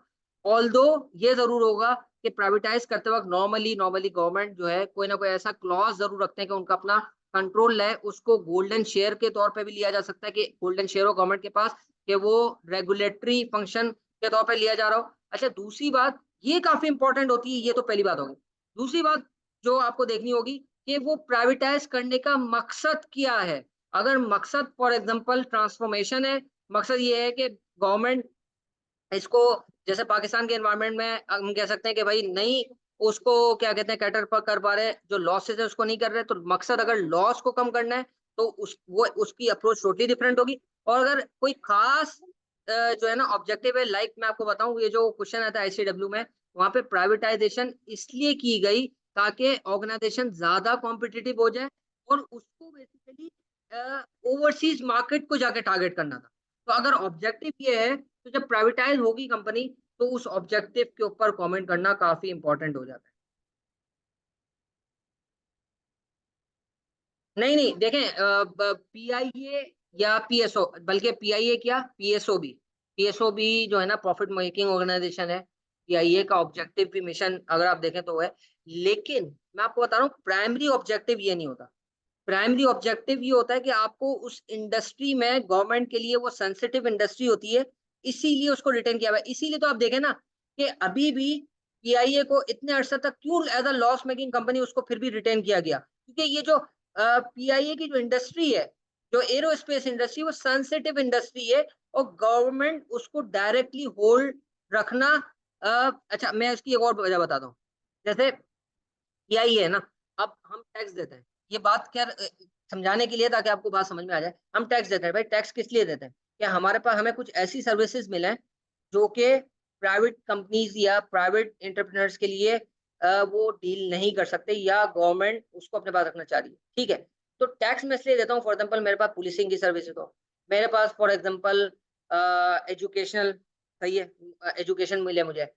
दूसरा एक मकसद हो सकता है कि मेरी आर्मी है, ठीक है, आर्मी वाला मकसद वो हो गया। तो अब ये जो जैसे पीआई है ना, यहाँ पर सबसे बड़ा जो नुकसान होता है कि जब प्रॉफिट कमर्शलाइजेशन हो जाती है, तो माइक्रो एनवायरमेंटल फैक्टर में हम कह सकते हैं, तो शॉर्ट टर्म में फायदा होगा, लेकिन लॉन्ग टर्म में क्या होगा, जब कमर्शियल वो ऑर्गेनाइजेशन बन जाएगी, तो पीआईए फॉर एग्जांपल बहुत सारी ऐसी फैसिलिटीज दे सकती थी आर्मी को। एक मैं एग्जांपल दे रहा हूँ, या ऐसी एसओईस को जो कि शायद अब उस कॉस्ट पे पॉसिबल नहीं होंगी। तो मैक्रो एनवायरमेंटली और लॉन्ग टर्म का नुकसान ही होता है। यार, बताने का मकसद ये कि कभी भी ऑब्जेक्टिव प्रॉफिट मेकिंग, क्योंकि अगर ऑब्जेक्टिव प्रॉफिट मेकिंग होता है, तो आप अज्यूम करें कि 25 या 20-25 साल से, या जितने भी सालों से अगर वो लॉस मेकिंग ऑर्गेनाइजेशन है, तो किसको क्यों रिटेन किया जा रहा है, और अब भी क्यों उसको सेल करने से रिलक्टेंट है। ठीक है, बात समझ है मेरी? तो प्राइमरी ऑब्जेक्टिव कभी भी नहीं होता, सही है, पूरा आपका मकसद चेंज हो जाता है। या मैं इसको और भी ये कहूं, मैक्सिमाइजेशन ऑफ प्रॉफिट एटलीस्ट नहीं होता। ठीक है जी, बात समझ में आ रही है सफीउल्लाह? हाँ, कंक्लूजन यहाँ पे देखें, मैंने आपको बताया ना कि सबसे ज्यादा मिशन स्टेटमेंट में चेंज होगा, ऑब्जेक्टिव में चेंज आएगा, आपकी कल्चर चेंज हो जाएगा। और मैंने उसकी आपको डिटेल बता दी, और एक मैंने एज एन एग्जांपल आपको ये भी बता दिया कि आप इंटरेक्टिव क्वेश्चन नंबर 1 जरूर देखिएगा, आपको बात समझ में आ जाएगी। इंटरेक्टिव क्वेश्चन नंबर 1 है या 2 है? Strategic analysis. ठीक है जी, ये बहुत अच्छी बात करी अवेश। रिस्पॉन्सिबिलिटी अकाउंटिंग, अच्छा, रिस्पॉन्सिबिलिटी अकाउंटिंग ही है, रेस्पॉन्सिबिलिटी अकाउंटिंग ही है कि जिसके नतीजे में हमारे पास ये चार कॉन्सेप्ट, ये जो कॉन्सेप्ट है सेंटर्स के, profit centre, cost centre, investment centres.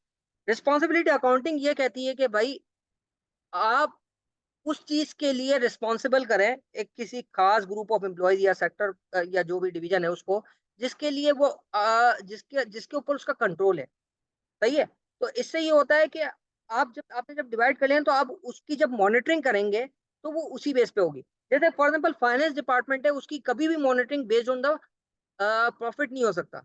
उसकी हमेशा मॉनिटरिंग होगी कि उसने फाइनेंस फंक्शन या फाइनेंसिंग को कितना जबरदस्त मैनेज, कितना अच्छा मैनेज किया है, कितना इफेक्टिवली मैनेज किया है, या उससे बाकी कितने फायदे हुए। इसी तरह अगर आप देखें, तो ये जो मेरा मैन्युफैक्चरिंग डिपार्टमेंट है, उसका कभी भी मकसद रेवेन्यू नहीं होता, वो उसका मकसद है कॉस्ट को कम से कम रखना, efficient, most efficient effective production. दूसरी तरफ मेरा सेल्स और मार्केटिंग डिपार्टमेंट है, उसका मकसद कॉस्ट नहीं है, उसका मकसद सेल्स जनरेट करना है या प्रॉफिट जनरेट करना है। इस तरह अगर डिवीजन में मुख्तलिफ अगर आपने डिवाइड किया हुआ ऑर्गेनाइजेशन को, उसके डिफरेंट डिविजन हैं या ब्रांचेज हैं, तो वो ब्रांच जो है वो प्रॉफिट सेंटर है, या उसको आप कहें रेवेन्यू सेंटर है। वो जब प्रॉफिट सेंटर में हो गई, तो उसको कॉस्ट भी मेंटेन रखनी है, अपना रेवेन्यू भी देखना है, और प्रॉफिट को मेंटेन करना है। वो जो ब्रांच का जो हेड होगा, वो ओवरऑल ब्रांच की प्रॉफिटेबिलिटी के लिए वो होगा। अब वहां पे भी एक और कॉन्सेप्ट आता है कि भाई, उसमें अगर फॉर एग्जाम्पल हेड ऑफिस के खर्चे आ रहे हैं, या हेड ऑफिस की कॉस्ट एलोकेट हो रही है डिफरेंट डिवीजन या एलोकेशन को, तो वहां पर भी हमें ये कमेंट करना होता है कि ये जो एलोकेशन है, एलोकेटेड कॉस्ट है, इस पर क्योंकि कंट्रोल नहीं है, और ये अगर बहुत ज्यादा सिग्निफिकेंट फैक्टर है या उसकी वजह से लॉस हुआ है, बाकी तो फैक्टर्स अगर आप उसको हटा के देखें तो वो पॉजिटिव ही हुए हैं, तो इसका मतलब ये है कि आपको उसको फिल्टर करना पड़ेगा। तो that is actually the broad concept of responsibility accounting. और किसी का कोई सवाल?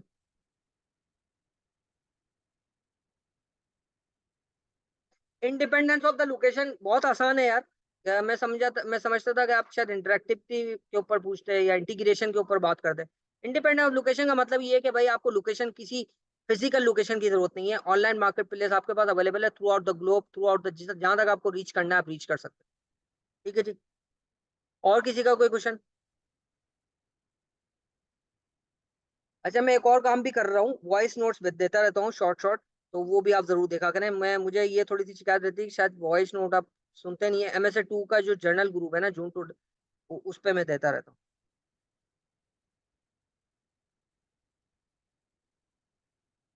हाँ ग्लोबली, इसको आप ये ना कहेंगे सिर्फ ग्लोबली। देखिए एक वेबसाइट है, अब जैसे गुलेमद, एक मैं एग्जांपल दे रहा हूँ, वो अगर लोकली काम कर रही है तो website through out the Pakistan हो सकती है। जरूरी नहीं है ग्लोबल। मतलब इंडिपेंडेंट ऑफ द लोकेशन, किसी खास लोकेशन की जरूरत नहीं। You have the virtual market place, you have the place, आप वहां पे काम कर सकते हैं। ठीक है जी। ग्लोबली जरूरी नहीं है, ये याद रखिएगा।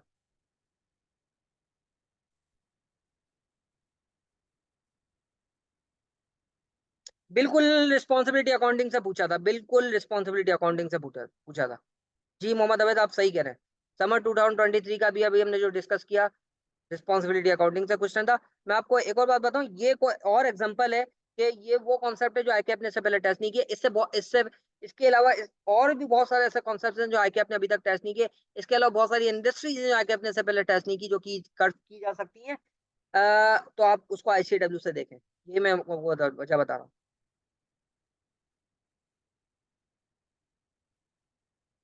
ठीक है, मैं प्रैक्टिस के लिए आपको बिल्कुल क्वेश्चन दे दूंगा। और आप ये जो कह रहे हैं सुटेबिलिटी, फिजिबिलिटी, फिजिबिलिटी और सुटेबिलिटी में क्या फर्क है?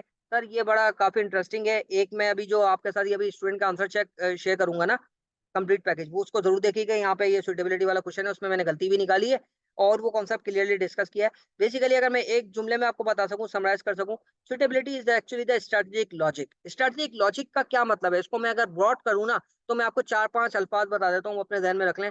ऐसी कोई स्ट्रेटजी जो मेरी स्ट्रेंथ को कैपिटलाइज करे, ऐसी स्ट्रेटजी जो मेरी वीकनेस को कम करे, ऐसी स्ट्रेटजी जो किसी अपॉर्चुनिटी को ग्रास्प करने में हेल्पफुल हो, ऐसी स्ट्रेटजी जो मेरी अपनी, मैंने जेनेरिक स्ट्रेटजी को परस्यू किया हुआ है, उसके साथ उसकी कॉम्प्लीमेंट्री फैक्टर हो। यानी कि मैं अगर for example price sorry cost leadership strategy को परस्यू कर रहा हूँ, एक ऐसी कंपनी एक्वायर करने की कोशिश कर रहा हूँ जो कि डिफरेंशिएशन को कर रही है, तो that has no strategic logic. क्योंकि मेरी खुद की स्ट्रेटजी कॉस्ट लीडरशिप है, मैं एक ऐसी कंपनी खरीद रहा हूँ जो डिफरेंशियल स्ट्रेटजी को फॉलो कर रही है, तो इसका मतलब वो सुइटेबल नहीं है। तो ये सारी चीजें सुइटेबिलिटी में आती है। फिजिबिलिटी जो है ना, वो रिसोर्सेज पे बात करती है। मेरे पास अब रिसोर्सेज में सिर्फ फाइनेंशियल नहीं, मेरे पास human resource, financial resources, non financial resources, strategic resources, मेरे पास ट्रेडमार्क, मेरे पास अगर कोई गवर्नमेंट कॉन्ट्रैक्ट की बात है वो, कहीं किसी मार्केट में लाइसेंस चाहिए वो, कहीं गुडविल चाहिए वो। तो ये जो मेरे पास रिसोर्सेज की बात है, नॉट ओनली फाइनेंशियल बल्कि नॉन फाइनेंशियल और टेक्निकल, यानी कि मेरी मैनेजमेंट स्किल, लीडरशिप स्किल्स, मैंने मैनेजमेंट की नॉलेज, रेलेवेंट नॉलेज, इंडस्ट्री जिस इंडस्ट्री में वो फॉर एग्जांपल पेनिट्रेट करने जा रहे हैं या मार्केट डेवलपमेंट करने जा रहे हैं, लीडरशिप की वो नॉलेज, ये सारी चीजें फिजिबिलिटी में आती है। मेरी आईटी की टेक स्पेसिफिकेशन, अगर मुझे for example online market place को जाकर टारगेट करना है तो मेरे पास आईटी की फिजिबिलिटी है कि नहीं, यानी कि आईटी के रिसोर्सेज हैं है कि नहीं, ये सारी चीजें उसमें आती है। सस्टेनेबिलिटी रिपोर्टिंग, यार मैं आपको बताता हूँ, ये भी अगेन एक काफी रेलेवेंट है। और सस्टेनेबिलिटी रिपोर्टिंग अगर मैं कहूँ सर, डायरेक्टली मेरे सिलेबस में नहीं होना चाहिए, लेकिन उसका एक खास कॉन्सेप्ट है सस्टेनेबिलिटी का, जो कि 6 कैपिटल का है। वो आप जरूर देखिएगा। 6 कैपिटल चैप्टर नंबर 5 में आपको मिल जाएंगे। उसमें आप देखेंगे तो नेचुरल कैपिटल आता है, ह्यूमन कैपिटल आता है, मेरा फाइनेंशियल कैपिटल आता है, इसी तरह 6 कैपिटल में उसने किया हुआ है।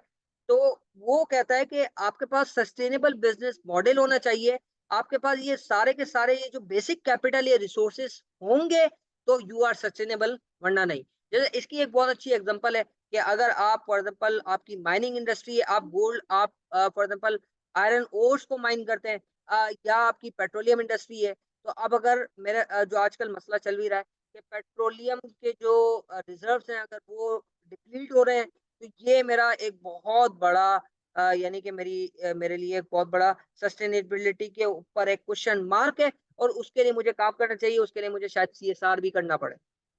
सही है? तो ये जो मैंने आपको बताया इसका एक खास कॉन्सेप्ट है सिक्स कैपिटल का और जो कि सस्टेनेबल बिज़नेस मॉडल के साथ लिंक्ड है वो है। अच्छा सस्टेनेबिलिटी का मतलब वो 2 हिस्सों में है, एक तो उसकी एनवायरमेंटल सस्टेनेबिलिटी दूसरी बिज़नेस। यानी कि सस्टेनेबिलिटी का मतलब अक्सर हम लेते हैं कि ये सिर्फ़ एनवायरमेंटल एनालिसिस है, ऐसा बिल्कुल भी नहीं है। Sustainability is also about the business sustainability itself. ये बिज़नेस कितना क्या गोइंग कंसर्न के लिए सस्टेनेबल है कि नहीं? सही है?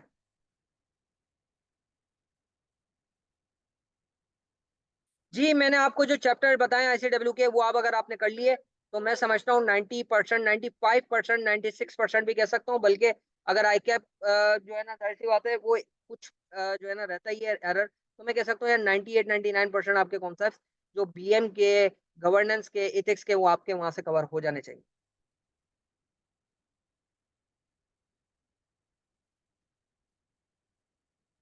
ठीक है? एग्ज़िट ऑफ मार्केट पेनिट्रेशन आप कहना चाह रहे हैं कि एग्ज़िट फ्रॉम द मार्केट, है ना?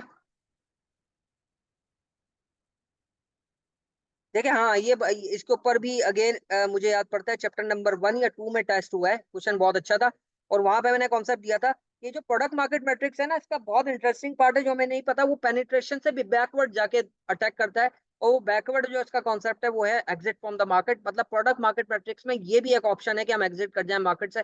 यार वहाँ पे ना कुछ फैक्टर्स काफ़ी इंपॉर्टेंट होते हैं, 2-3 मैं आपको सिग्निफिकेंट फैक्टर्स बता देता हूँ।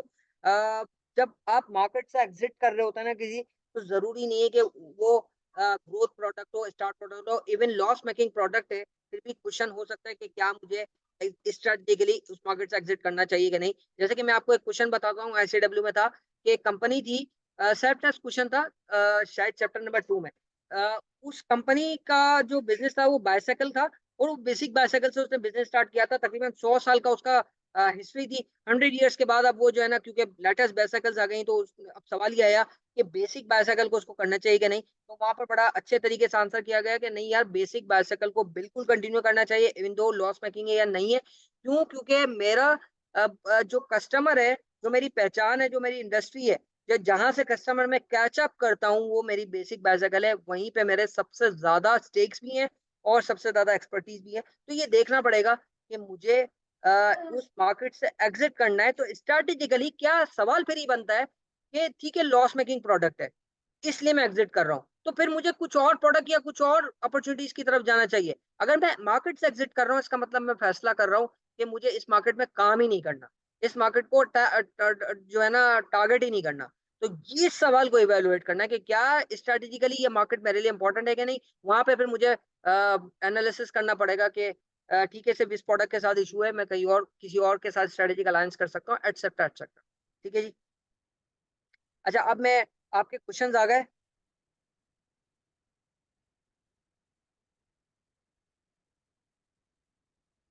नहीं, एग्ज़िट पेनिट्रेशन नहीं कहेंगे उसको, ज़रूरी नहीं है। ज़रूरी नहीं है कि आपके पास और भी इन्वेस्टमेंट्स हो सकती हैं। सर स्ट्रैटेजिक एनालिसिस में आपके पास अब मैं लास्ट आंसर कर रहा हूँ, उसके बाद मैं अपनी एक छोटी-सी बात करनी है, उसके बाद हम क्लोज़ करते हैं। सर स्ट्रैटेजिक एनालिसिस में के टूल मैं आपको बता देता हूँ, पेस्टल आपका स्वॉट एनालिसिस हो गया, वैल्यू चेन हो गया, आपका प्रोडक्ट मार्केट मैट्रिक्स हो गया। इसके अलावा कोर कॉम्पिटेंसी का एनालिसिस हो गया। इसके अलावा आपका बीसीजी मैट्रिक्स हो गया। बेसिकली ये वो टूल्स हैं जो कि एनालिसिस के लिए काम आते हैं।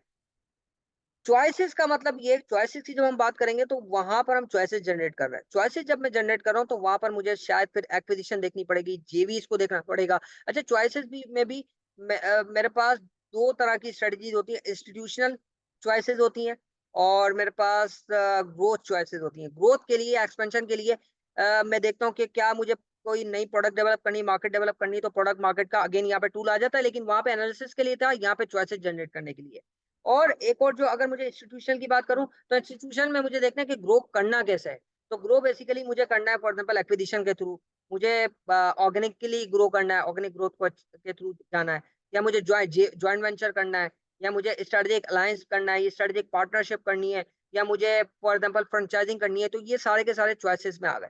इम्प्लीमेंटेशन में ना मजे की बात ये है कि यही सारे फैक्टर को मैं इम्प्लीमेंट करता हूँ, वहां पे जो मेन टूल मैं समझता हूँ इम्प्लीमेंटेशन का है, वो है आपका चेंज मैनेजमेंट, सबसे ज्यादा इंपॉर्टेंट टूल। और वहां पे लुइस थ्री फोर्सेस मॉडल है, जहाँ पे अनफ्रीज, मूव और रीफ्रीज है।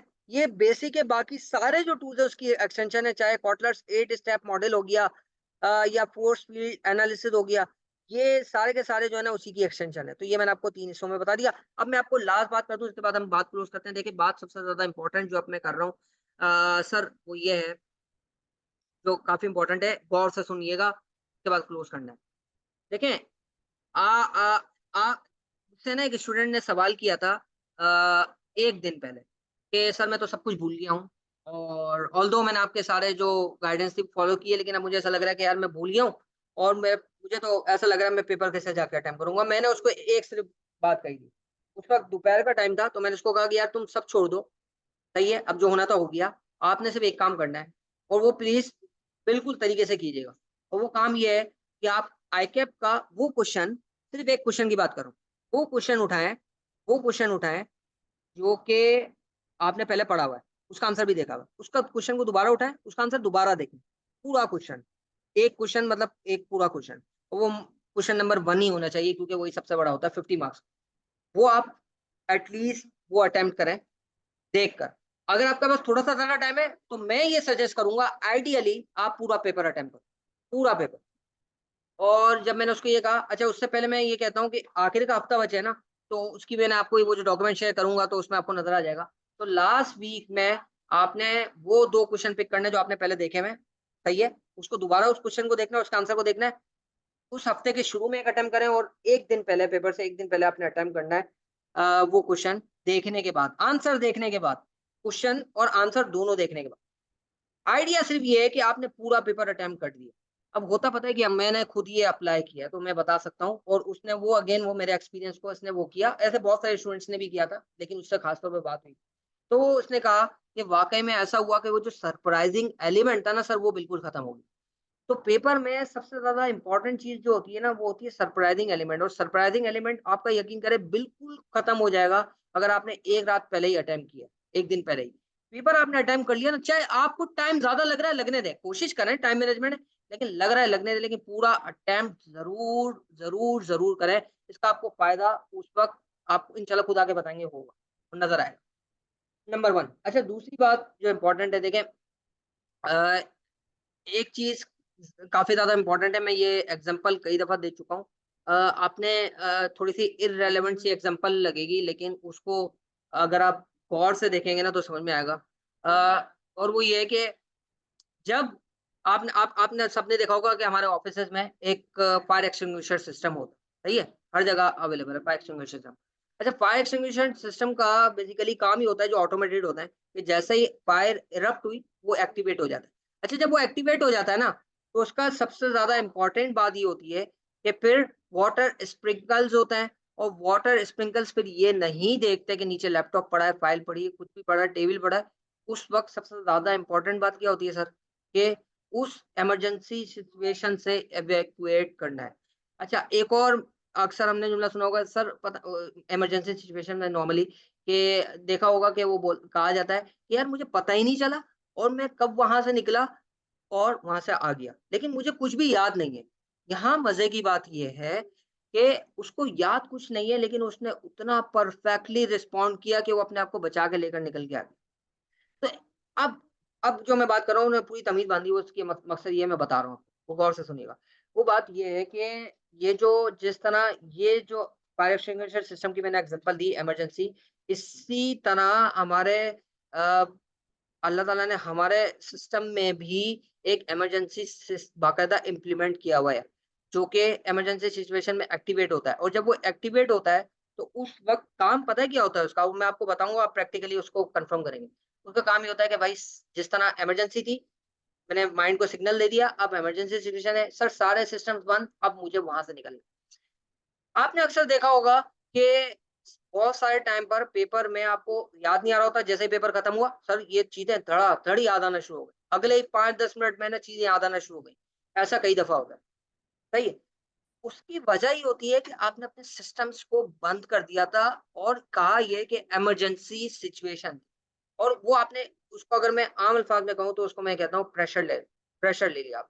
जब आपने प्रेशर लिया तो आपने ब्लॉक कर दी इन्फॉर्मेशन जो आपके पास आनी थी खुद से ही, और क्योंकि आपने सिग्नल कर दिया तो अब आपको वो इन्फॉर्मेशन नहीं आ रही।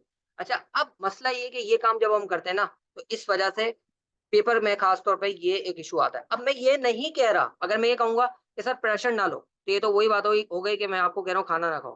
सर प्रेशर तो होगा, पेपर का अपना एक प्रेशर है, लेकिन उस प्रेशर को डील करने की आपके पास एक प्रैक्टिस होनी चाहिए।